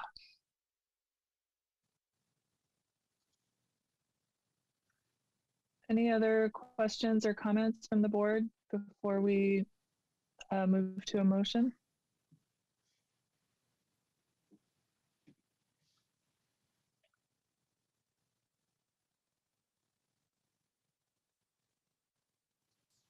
Or I will also take a motion on this item.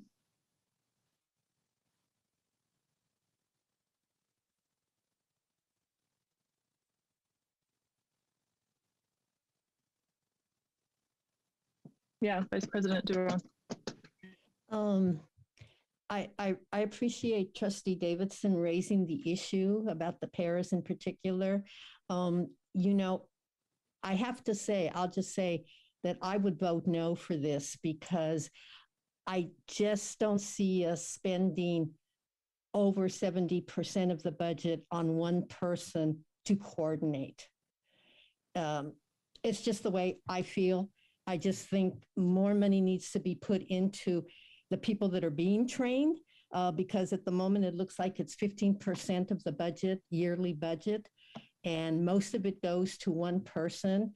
And I just don't quite understand the role of that person to really be able to do, to be a Jack or Jill of all trades, especially given these key areas.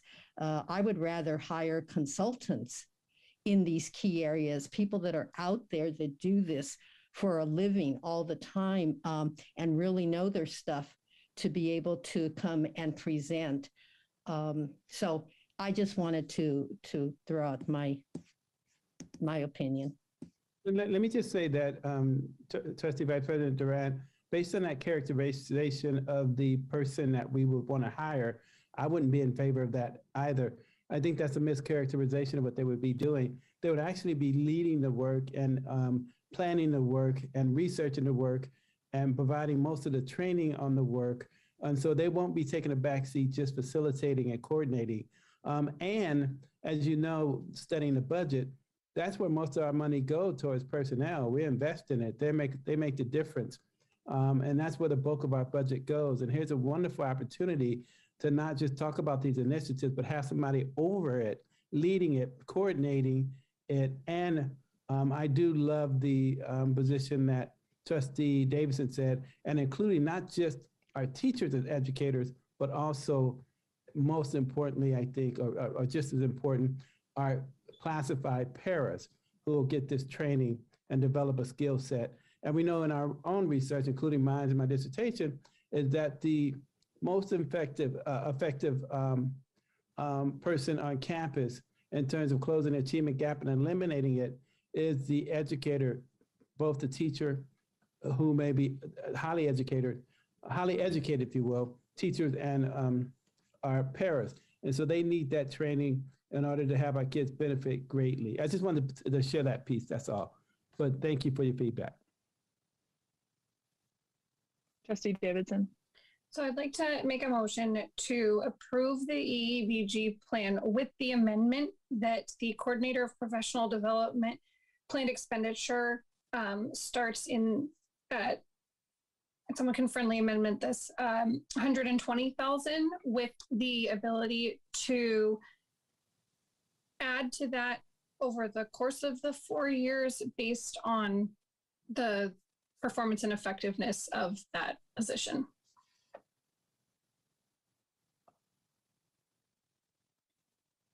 And just want to make sure we capture that accurately.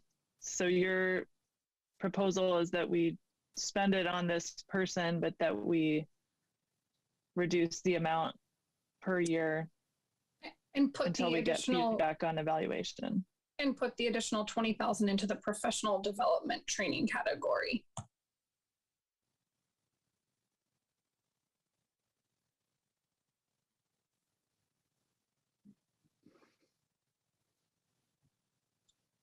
I guess I'm sorry, I should have specified. I'm waiting for the superintendent or Dr. Shin to say whether that would, affect the ability to attract people into that position or not. It would really be devastating if we wanted to have the ideal high quality personnel. We can't lowball the position. We did a lot of homework and research of terms of comparative salaries and a skill set that we need to do this. And in order to do this, it carries a certain dollar amount. When we start, after doing all that homework, the staff and I have been done and chopping it down like this, it really puts us in a more challenging situation. But we might get lucky and get someone who just said, hey, I want to come to Albany. I know it's not competitive, but I want to do the work here. We might get lucky. But I want the board to know that we come up with these figures based on some analysis that we take part in as we begin to identify what position or positions we need for this particular skill set. And so this will lower the kind of skill set that we can attract at 120. Staff has done all this work and research and all that stuff. And so we come with what we know to be most effective for the district. But we will, I wanted to say that, but we will ultimately go with the will of the board. I just wanted the board to know that all these things were considered, and perhaps we probably should have shared that with you, but we didn't. And so you did ask how our position on this, and I wanted to be crystal clear what it was. And also, I think we should keep in mind that this doesn't mean we couldn't spend general fund money or other money on additional stipends for our educators. We have a whole budget process that we're going to start talking about in a moment, where we can discuss the degree to which over the next 6 months we want to invest more in this project. And as I understand it, $140,000 a year for that coordinator position includes all of the benefit costs, which means this isn't a $140,000 salary position. And I think my personal opinion would just be in this labor market, trying to sort of hope that we'll attract someone for less money than we think the position is worth. It's possibly not a winning strategy, but that's my opinion. So I want to give Trustee Doss a chance to speak, and then I'll try to figure out where we are with the motion that was made. Go ahead, Trustee Doss.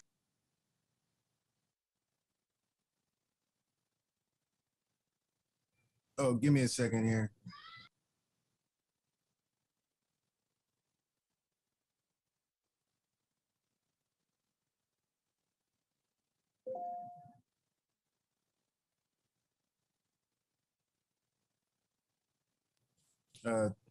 Thanks. Sorry about that.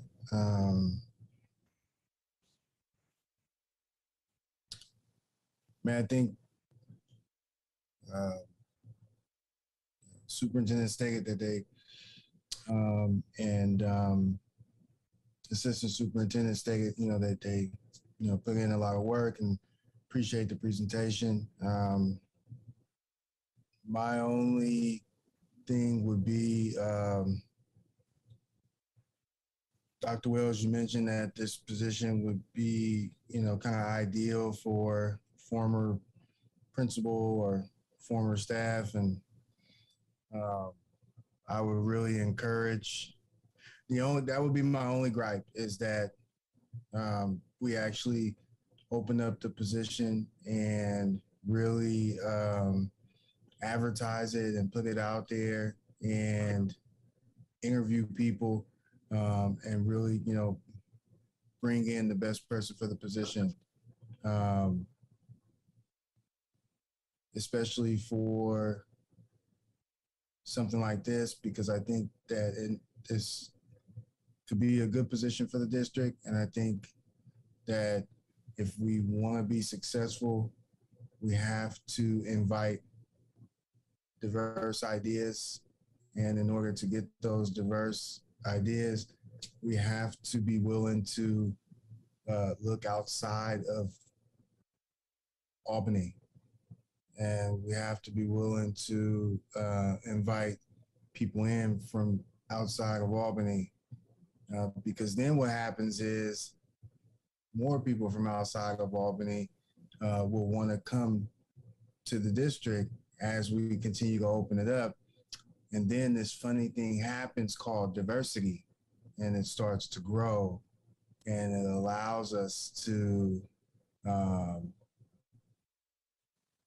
grow and have different perspectives and different people and different ideas and different things. But if we just keep, I mean, I've said this a lot of times, and I know that it makes people mad, but if we just keep hiring people from within the district or people that have already been here like for a really long time, then it makes it really difficult for us to do the things that we say that we want to do, which is to diversify the staff and diversify the teaching staff.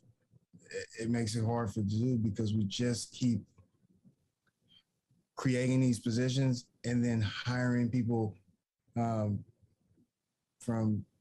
within, like, you know, and so we have to get away from that. And I don't know if we need to, like, you know, as a board, like, develop something. I mean, personnel is superintendent's bag. Like, that's what you're supposed to handle. And so I don't really want to, like, get into, like, the nitty gritty on, like, how you should do that. Like, that is what you're supposed to do. So I'll just use the board as an example. We need to look outside of what we've been doing, because what we've been doing hasn't been producing the things that we say that we want to do. It hasn't been producing that. So we have to do something different. And I know that it's easy to kind of stick with what we've been doing because it's comfortable and because it doesn't hurt anybody's feelings and because it's like, you know, kumbaya, which nobody wants to do.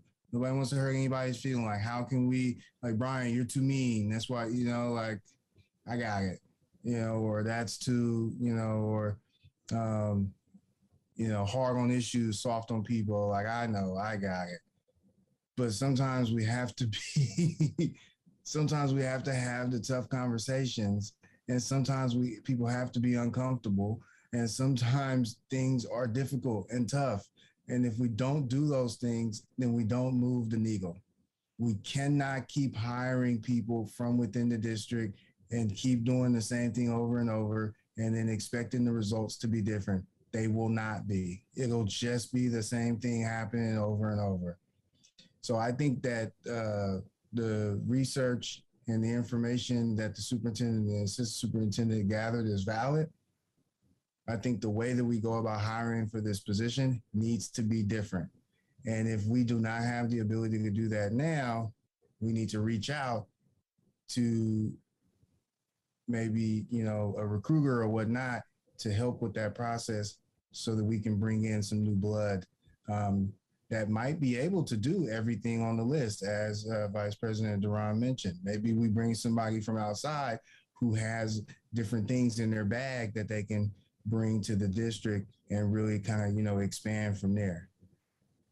So I really encourage us to do that. That's the only way I'm willing to vote yes on this, is if we're going to have a really extensive and fair practice. If we need to, like, maybe introduce the Rooney Rule here, for those who don't know what the Rooney Rule is, before you hire an NFL coach, you have to interview a Black one. And if you don't, it's a $500,000 fine. So maybe we need to discuss something like that, but that's the only way I feel comfortable voting on this. Thank you. Trustee Boyd. Thank you. I just wanted to make sure that I understood from before, because I was under the impression that the position was going to be posted on EdJoin, and that there was also discussion about going to different, diverse job fairs and that sort of thing. I took Dr. Wells' comment about former principals to be referring to people who had served as principals in the past anywhere, potentially being people who were well suited for this and not necessarily in the district. So I just wanted to make sure that I was understanding all that correctly. Thank you. That's 100% correct. Trustee Lira.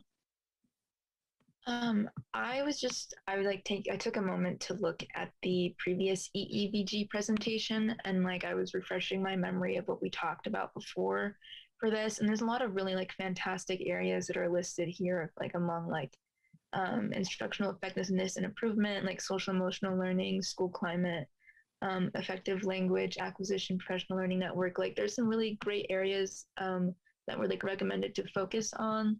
And based off of what I'm sort of seeing in these 3 areas to be funded, they are not completely addressed. I understand that there's some sort of statements that are meant to sort of encompass a lot of the ideas that we talked about last time. But I'm just curious, and I know you probably explained this in the presentation, but I'm still a little bit unclear of what led to deciding to fund a coordinator for these different areas that we think are important. Because I think I agree with what Trustee Dudon is saying. It just seems so much for one person to take on, and I think hiring consultants for these areas instead of just one person can tie into what Trustee Doss is saying about having a diverse range of opinion.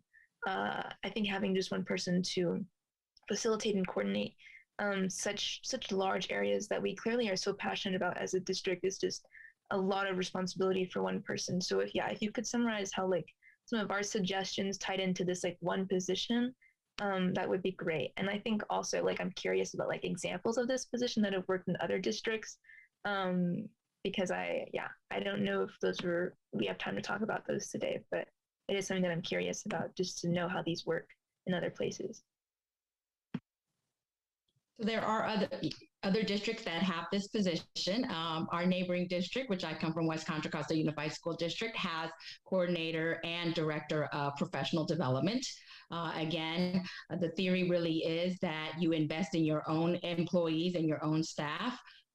We know that human resources are best resource, and I definitely do understand that consultants may bring about a level of expertise that in-house staff may not.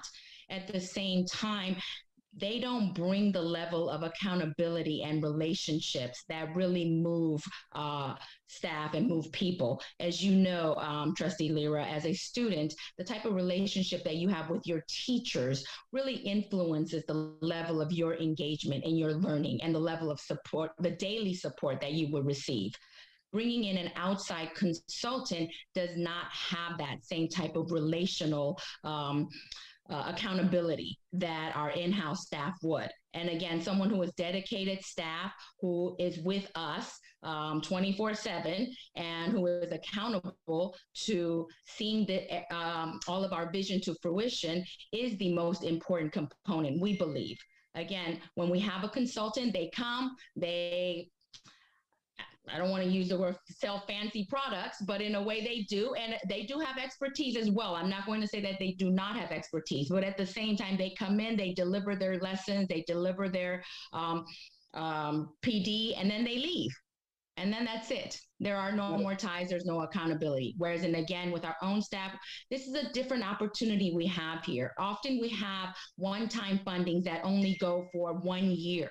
This is the first time that I've noticed where we've had a funding that goes over a 5-year span, in which we really have continuity and we really have the ability to build something that's sustainable. And so we really believe having our own staff over that duration would bring about the long-lasting, sustainable improvement that we want to see, rather seeing multitude of consultants that come and go.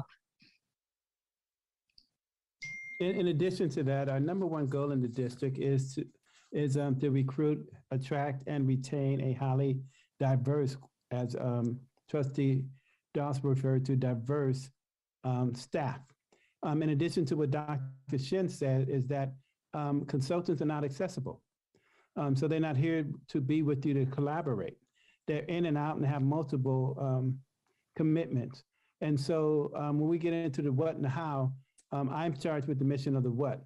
How we do this, I have to use my expertise of 32 years of doing this kind of work and research with experts who've been in the field for decades, folks like Dr. Shin, Executive Director Alexia Ritchie, our Chief Human Resources. So we come with almost 200 years of worth of experience and expertise on how to do this work. And so the only thing I do is I beseech the board to allow us to do the how, because we really know how to do that. And so when we get into the nitty gritty of the how here, it takes it into what I interpret as the blurred line piece of micromanaging, because they're not delineated. Here's the what and the charge that the superintendent has been given. And then I go with the how, and then come to the board, and the board has a right to do what it's doing and say, no, we don't like your how. Here's what we want you to do. And then everybody individual have their way of how they want this done. What I'm concerned about that, then accountability is out the window, because I can't be held accountable for the how because I wasn't allowed to do that piece. Just kind of expressing a perspective and a viewpoint that I think is relevant here and needed for this kind of conversation. Totally. Thank you guys both so much for providing those perspectives. I think like looking at it from like a larger point of view, I can totally see why like having somebody that stays within the district and really gets to know us and works with us is really valuable. I think just as a student in this community who's been here for like 13 years almost now, I know Albany has a tendency to just feel extremely insular because it's so small. And when you have somebody in these positions, like just one person, I think like if they were to stay in this position for a large amount of time, which I'm sure they will because we're a great district, I just think that it can be easy to really like fall in with the rhythm of Albany, because we sort of move as like one sort of homogenous group because of our size. That's something that like my personal opinion, as somebody who's gone to school here for a while. So I would just hope that like there is a way to, I don't know, help the person within this district, like also broaden their perspective. I hope they receive like the benefits and the ability to like not only experience Albany, but also like experience other districts or learn from other districts, have the opportunity to learn from other districts as a way of like helping to improve our own because like of our size and yeah, just our tendency to sort of, I think, like, just work as one all the time. Thanks. Trustee Davidson. Okay, so my updated question will be, is there a way that we can approve this with a shorter length contingency of, we can say yes to this for 2 years and then we reassess how this happened, or is that not within the parameters of the grant? I think you're onto something, and I got to applaud you for that, because that's a critical point. And I want to double down on that, Trustee Davidson, that we reevaluated annually, not every 2 years, annually, because we can't afford every 2 years. That'd be too late. So you're onto something, and that's consistent with our research. These positions and the work need to be evaluated annually, and we make the appropriate adjustments based on our kids' needs. Or we jump ship because it's not working. So I would say annually, if you're okay with that. So I will.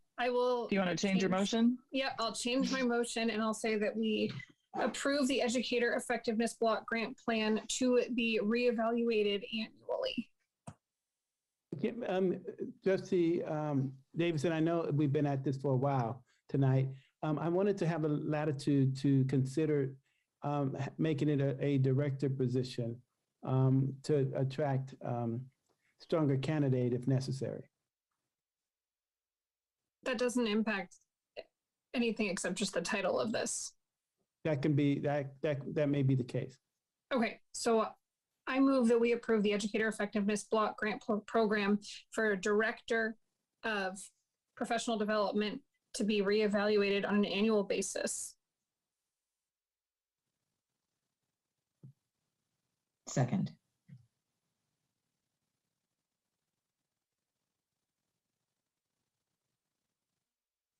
Okay, student trustee Lira. Yes. President Hinckley. Yes. Trustee Boyd. Yes. Trustee Davidson. Yes. Trustee Doss. Yes. Vice President Duran. No.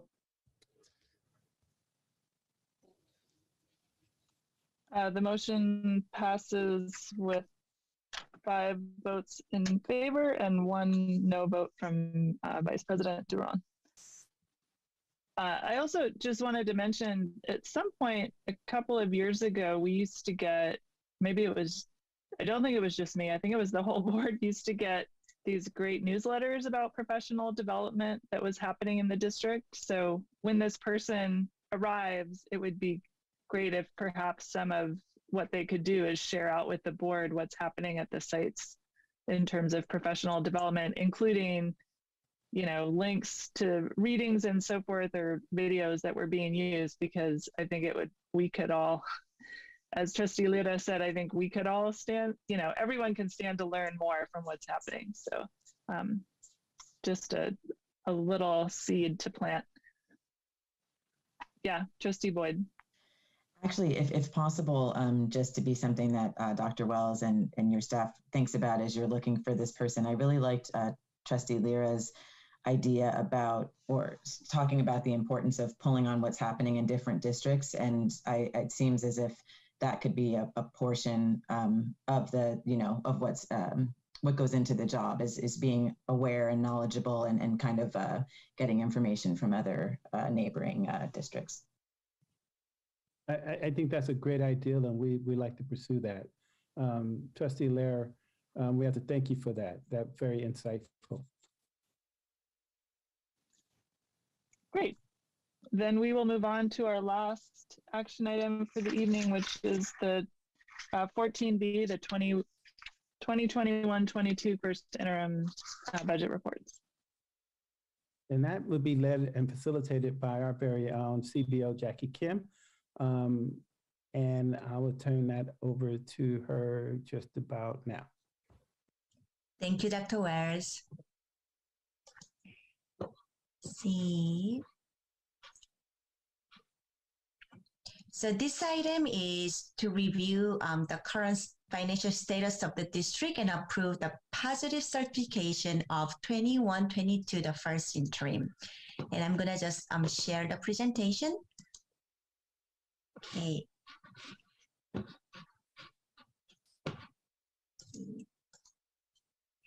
So this first interim report is routinely requires staff reporting along with budget adoption, happens in June. First interim, which is this one here, and second interim in March, and fiscal close, which is the actual numbers, and it comes with the annual audit later on. So the purpose of this report is analyze and revise the operating budget for the updated information, and we communicate the overall financial conditions of the district to the board, county of education, and state, and the community for the fiscal year ending October 31st. Okay, so this covers from July 1st to October 31st, and the rest is for the budget. So actual numbers from July 1st to October 31st, and the rest is a projection. Okay, so this budget is an updated with the more current projections of how the district will operate throughout the fiscal year and next 2 years. So this first interim includes actual enrollment. So we report out the actual enrollment, which is on CBES Day, the first Wednesday of October. So now we have official enrollment numbers, and we also have actual staffing. And we now also have actual health and welfare costs. So a lot of information are up to actual. And we have a SOX fiscal report, which you will see over 100 pages. And we have a this current year and next 2 years of projection. Okay, so this is a legal requirement that we will certify as a positive for first interim, meaning the district will meet our financial obligations for the current and next 2 years. Okay, so enrollment trend. Here are the good news that I can share. So our enrollment for 21-22, we projected that looking at the trend, it's gonna go down further. However, with another great year of our inter-district transfer promotion, that we are up by 13 students. So this is something that we haven't expected. So this is a great news that we can share. However, still the trend is still decreasing. So don't forget the trend is still decreasing. It's just that we had a little one good year. Okay, hopefully the trend just slows down for us for the decreasing. Okay, the next slide. So let's look at the changes from our budget adoption. So the state budget adoption happens after the district budget that we have usually many changes. The revenue side and other, maybe the rate, sometimes unemployment insurance rate, sometimes thirds and first rate. But now we are going to really look at for this first interim numbers. The vacancy when we start the year, it was 48 FTE. Now it's down to 17 FTE. So that means the district hired about 31 FTE. So the vacancies, about 17 FTE, didn't fill as of now. So for example, if the person's salary or it costs us 60,000, then now the budget is reduced by half because we were able to save the 30,000. I mean, it's unfortunate we were not able to hire, but there was some savings there. Okay, so that's what that means, the second bullet point. And now 3.5 rates are adjusted. The lot of revenue, we have about 80,000 more than we projected. The special ed contributions, about 400,000 more. So that means more expenditures. The reason is we contracted special ed teachers due to we were not able to find special ed teachers. And also there's an increase in number of students placed in non-public school and residential treatment facilities. We just have more students than prior years. The unemployment insurance rate went down from 1.23 to 0.5.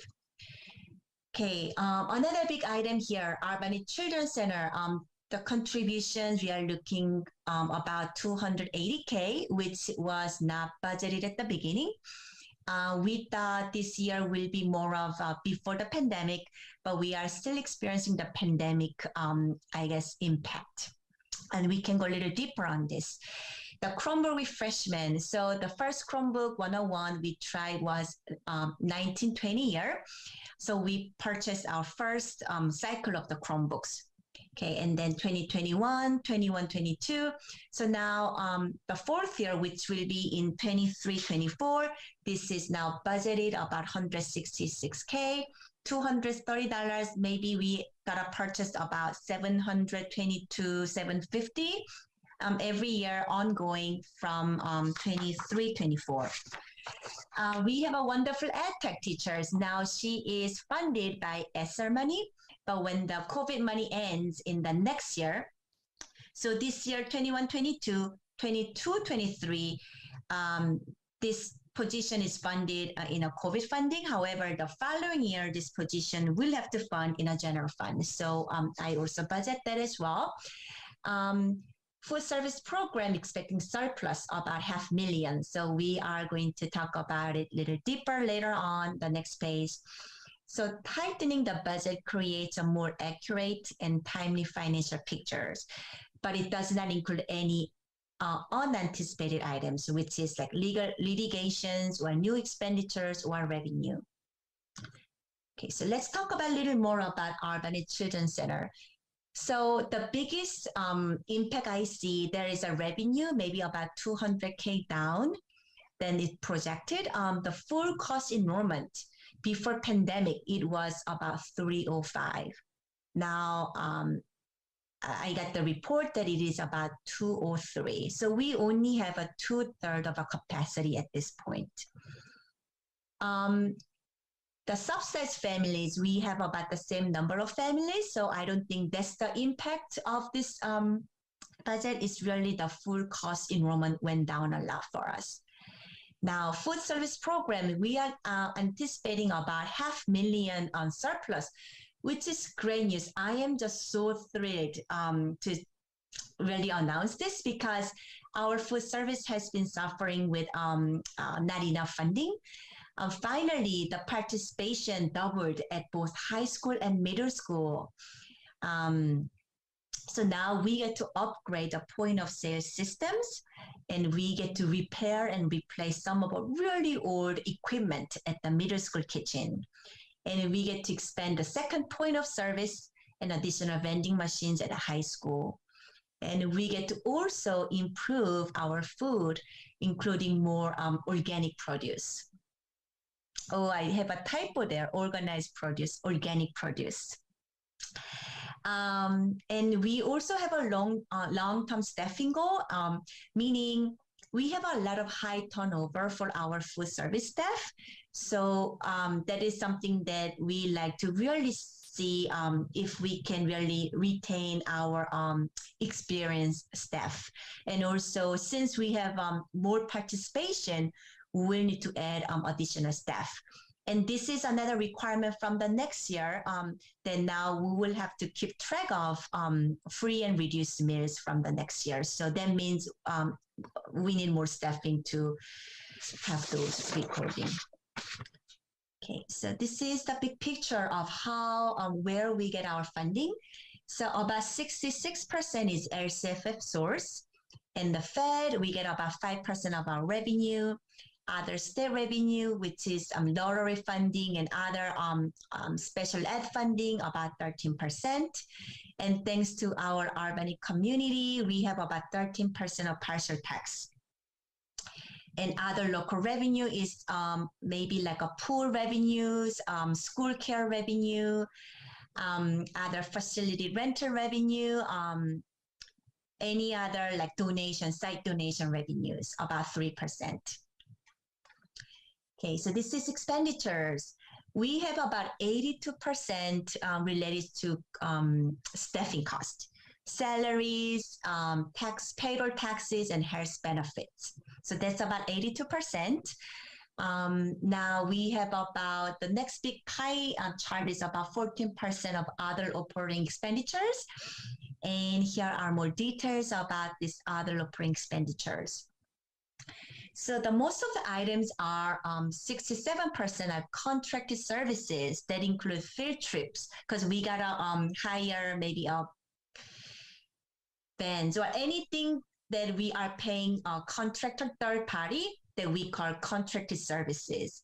So advertising, which is a newspaper people, audit, legal services, any settlements, licenses, fingerprinting, printing, and all other independent service contract we bring to the board. Those are under contracted services about that. And the next big item is utilities, 11%, water, gas, any utilities. The next one is maybe 8% of lease repair. Those are anything happens in our more of facilities, we will have to call the vendors and repair some of the rental items. Sometimes our van or doesn't work, then we will have to go get a rental car for the transportation in the special ed programs. So that's where we are. The next one is the assumptions. So as you can see, maybe the first item, enrollment. We are up about 13 more students in 21-22. The interesting I wanted to say is we have about 97% of ADA. However, this year again, we get to have funded ADA of 19-20 year. So this is the last year that we get to carry over 19-20 ADA. So starting 22-23, we'll have to really use the actual ADA numbers, which is about 96% of the enrollment. So COLA is all applied for this year and next 2 years, and you will see this per student funding about 9,800 all the way to 11,000. Okay. You can also see the last two items, the STIRS and PERS, it's still going up. It just keep going up. Okay. The last slide is the market projections, and I am going to share the second page of the board backup. So this is where we are. This is combined general fund, both unrestricted and restricted. Where we are is about 14.96%. We still have a structural deficit. The next year we are seeing about 10%. Third year about 3.24%. The bottom line, the reserve percentages. And going back to the slide presentation, the next step. So January 22, we have governor's 22-23 budget.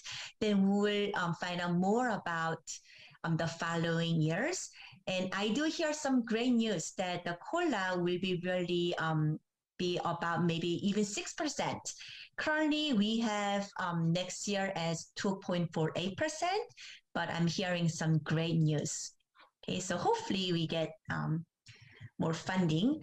The second here, March 22, I'll bring the second interim to the board.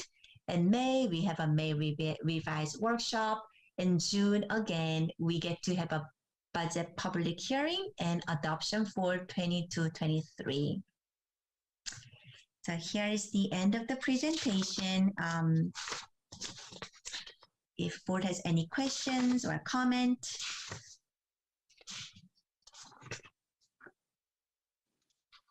Great, thank you.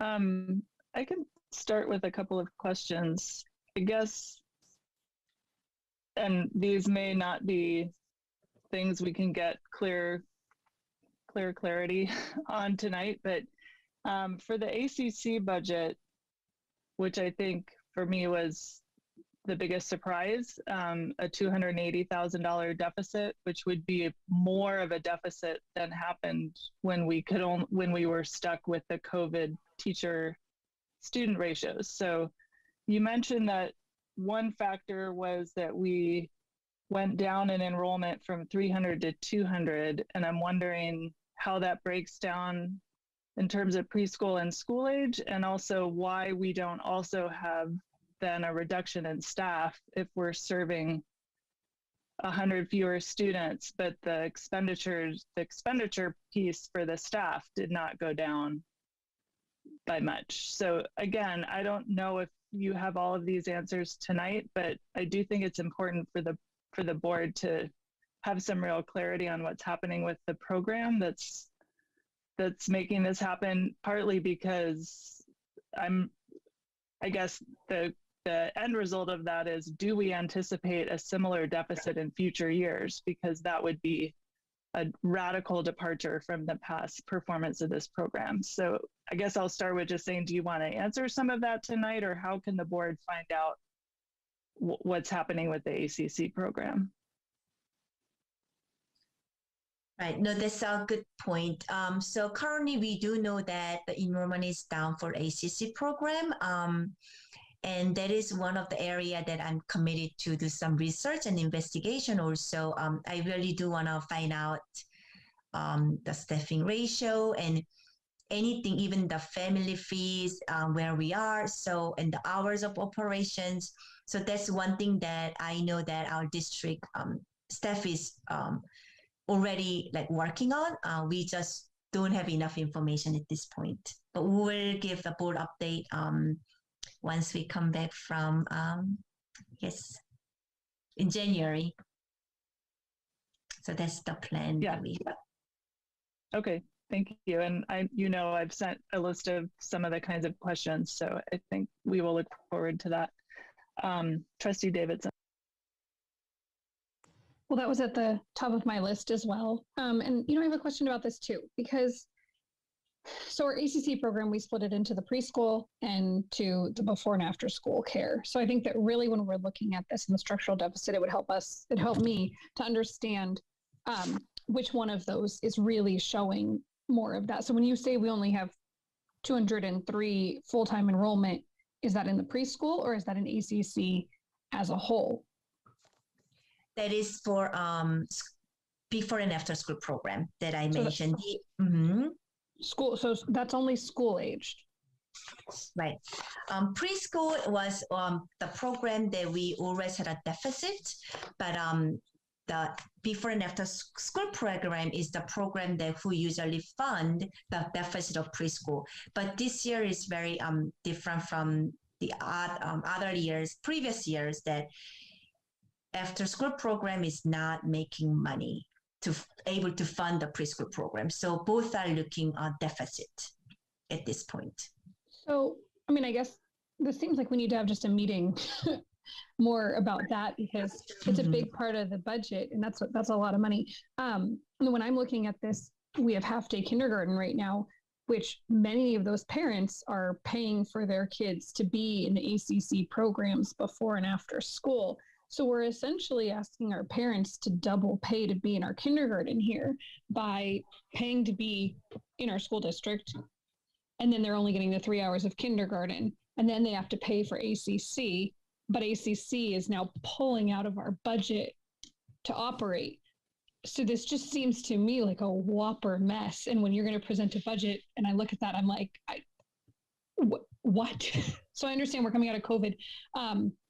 But I feel like we really need some more information on that. I have other questions, but I can hold off on those.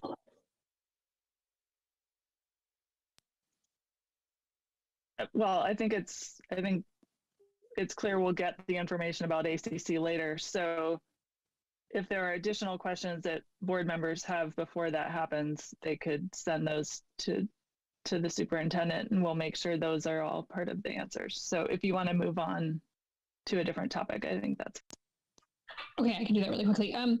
So I love that we have a $500,000 surplus for food service. I think that's fantastic. I love the focus on more organic food. I would like to put in a plug for us to look at sustainable serviceware, so that we're not just serving the kids cardboard with the one single-use forks and stuff in plastic. And I know that might include us putting in dishwashers in our kitchen so that we could wash plates and things. But if we have some funds and we could do that, it's better for the environment. And I know that our students are concerned about this. In terms of the pool, I know that President Hinckley, I think, had asked about this and you brought it up.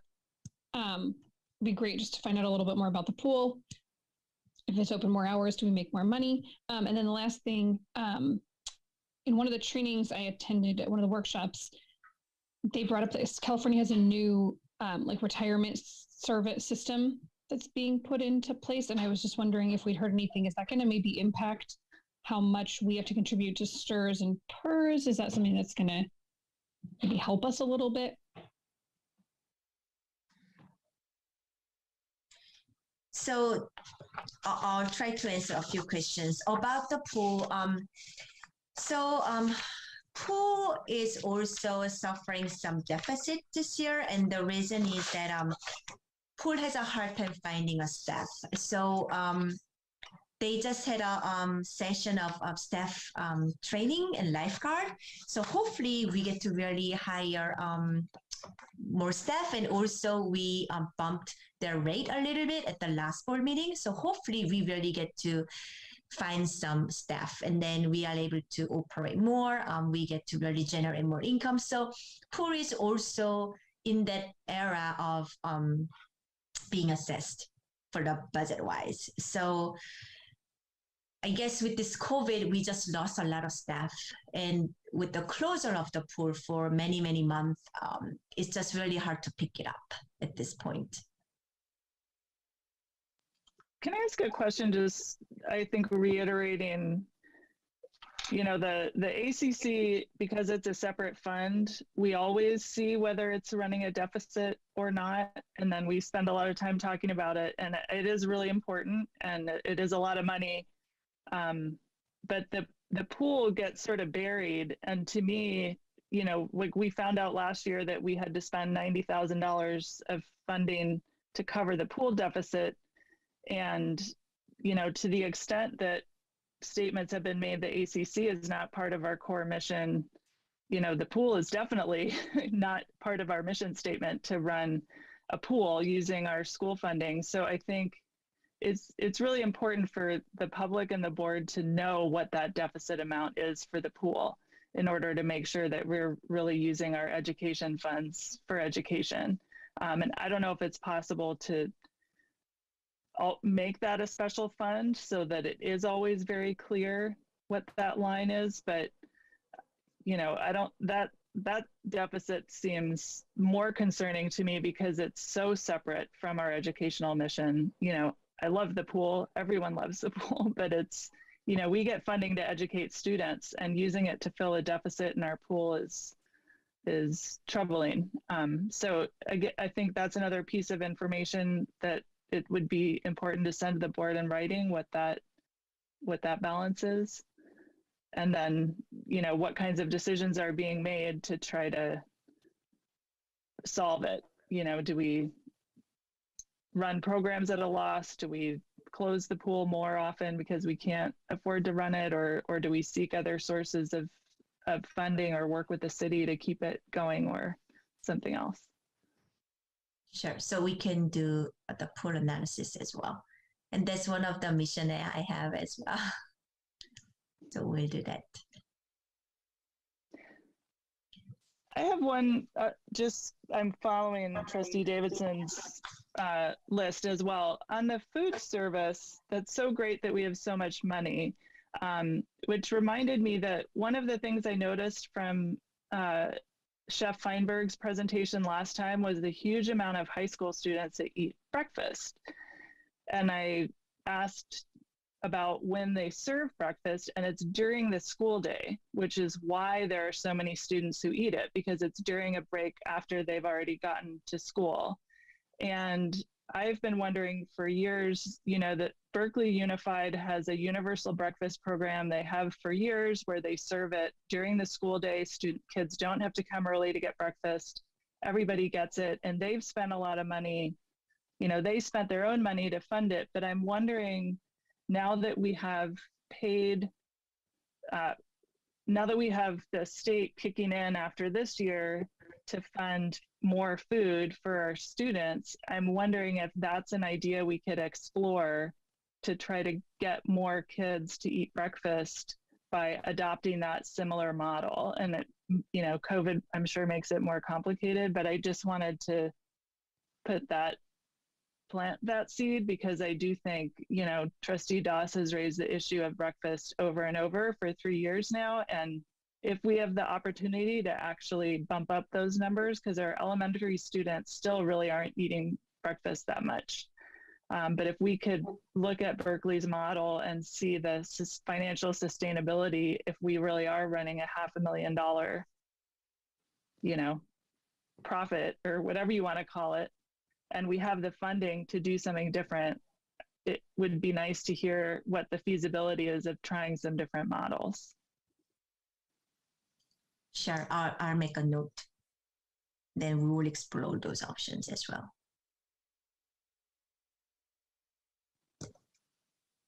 Trustee Davidson, I don't know if you were done with topics or if folks have other areas they wanted to raise about the budget. Oh, can I just throw one last in? I guess it's not a problem for us because our reserve is very low, it looks like, going into the future, but there was some discussion about the reserve caps and that's changing in the future. And so there was a suggestion that we really look at reclassifying our funding, and that, we can always change that, but just so that we don't get stuck with any of those problems. And doesn't look like that is our problem. Sure. So there's the reserve cap of 10%. And if we have over 10%, we will certainly bring the board a resolution before the next year's budget, because it is from 22-23 year. One thing though, there's a lot of options and I don't worry about it only because, so for example, we have about 200,000 that we our previous board committed for CTE and ROP program. So those are something that we just need to put that in a resolution. So we have certain like a budget that our board committed previously or assigned and discuss and decide, but however, it wasn't really officially went through with the board resolution. So this might be a chance that we can do when we get to those time.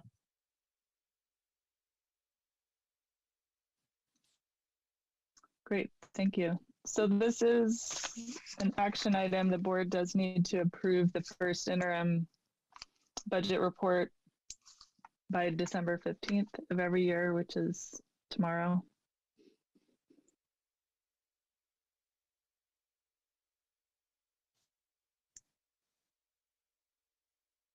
Yeah, Vice President Duran.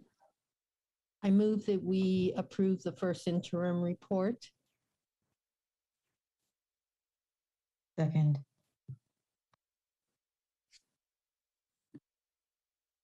Student Trustee Thera? Yes. Trustee Boyd?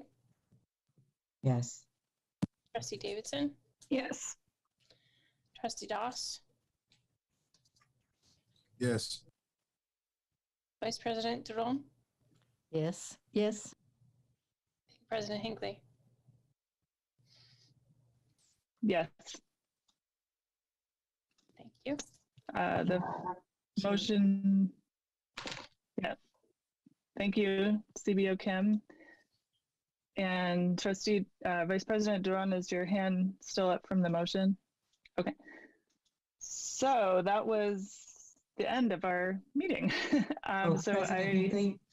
Sorry, I'm not sure if you saw my hand was up. I just wanted to, one other thing that I would appreciate like additional information on in the future, CBO Kim, if possible. And I want to thank you for honoring my super last minute request to provide the breakdown of the other operating expenses. Is super helpful.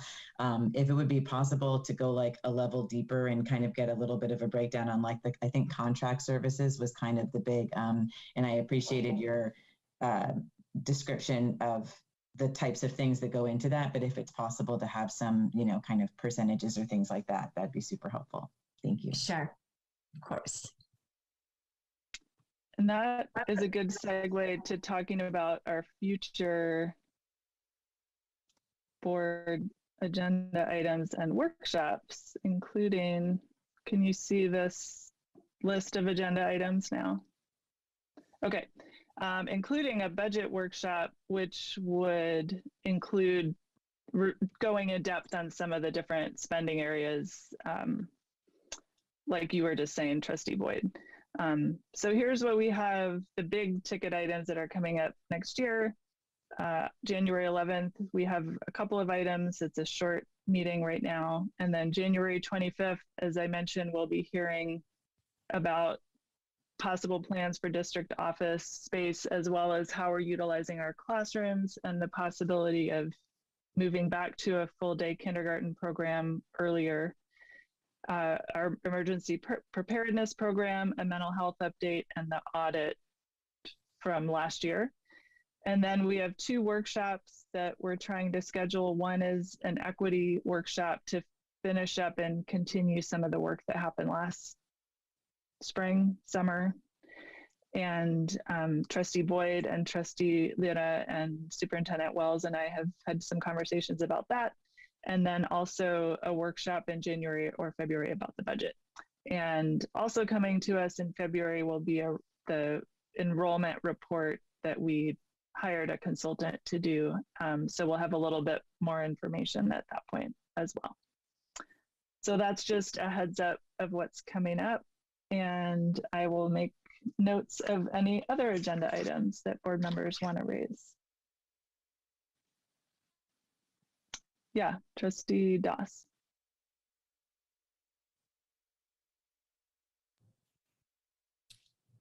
Yeah, a couple of agenda items.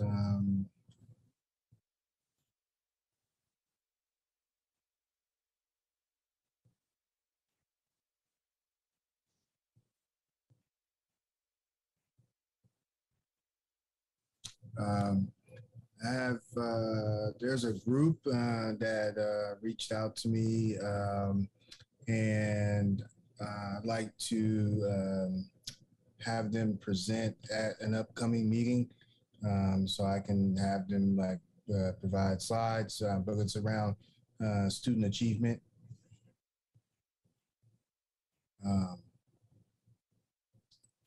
So I'd like to add that to an upcoming agenda. And I would like to also discuss an award ceremony for middle school and high school sports, and kind of putting something in place to honor our student athletes. And is there a name for the group, or you just mean a group of people? I just want to write it down right about the name, student achievement presentation.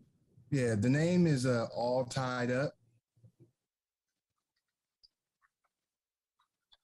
And the website is www.alltiedup.org. Got it. Trustee Boyd.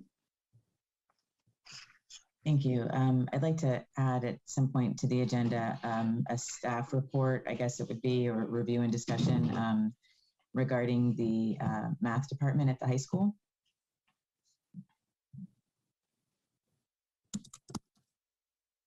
Yes, that is also in the works. Wonderful. Not, I believe, for January or February, but yes. We have it down for March. Got it. Vice President Duran. I had mentioned it earlier, but I don't know if it's anywhere, which is a discussion around staff COVID vaccinations as a work requirement.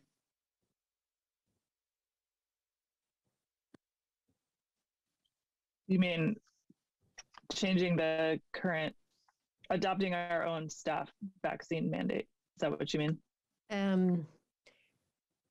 Well, it could be in various forms. It could be as a mandate, or it could be just as part of a job description of, what's required to work in Albany schools.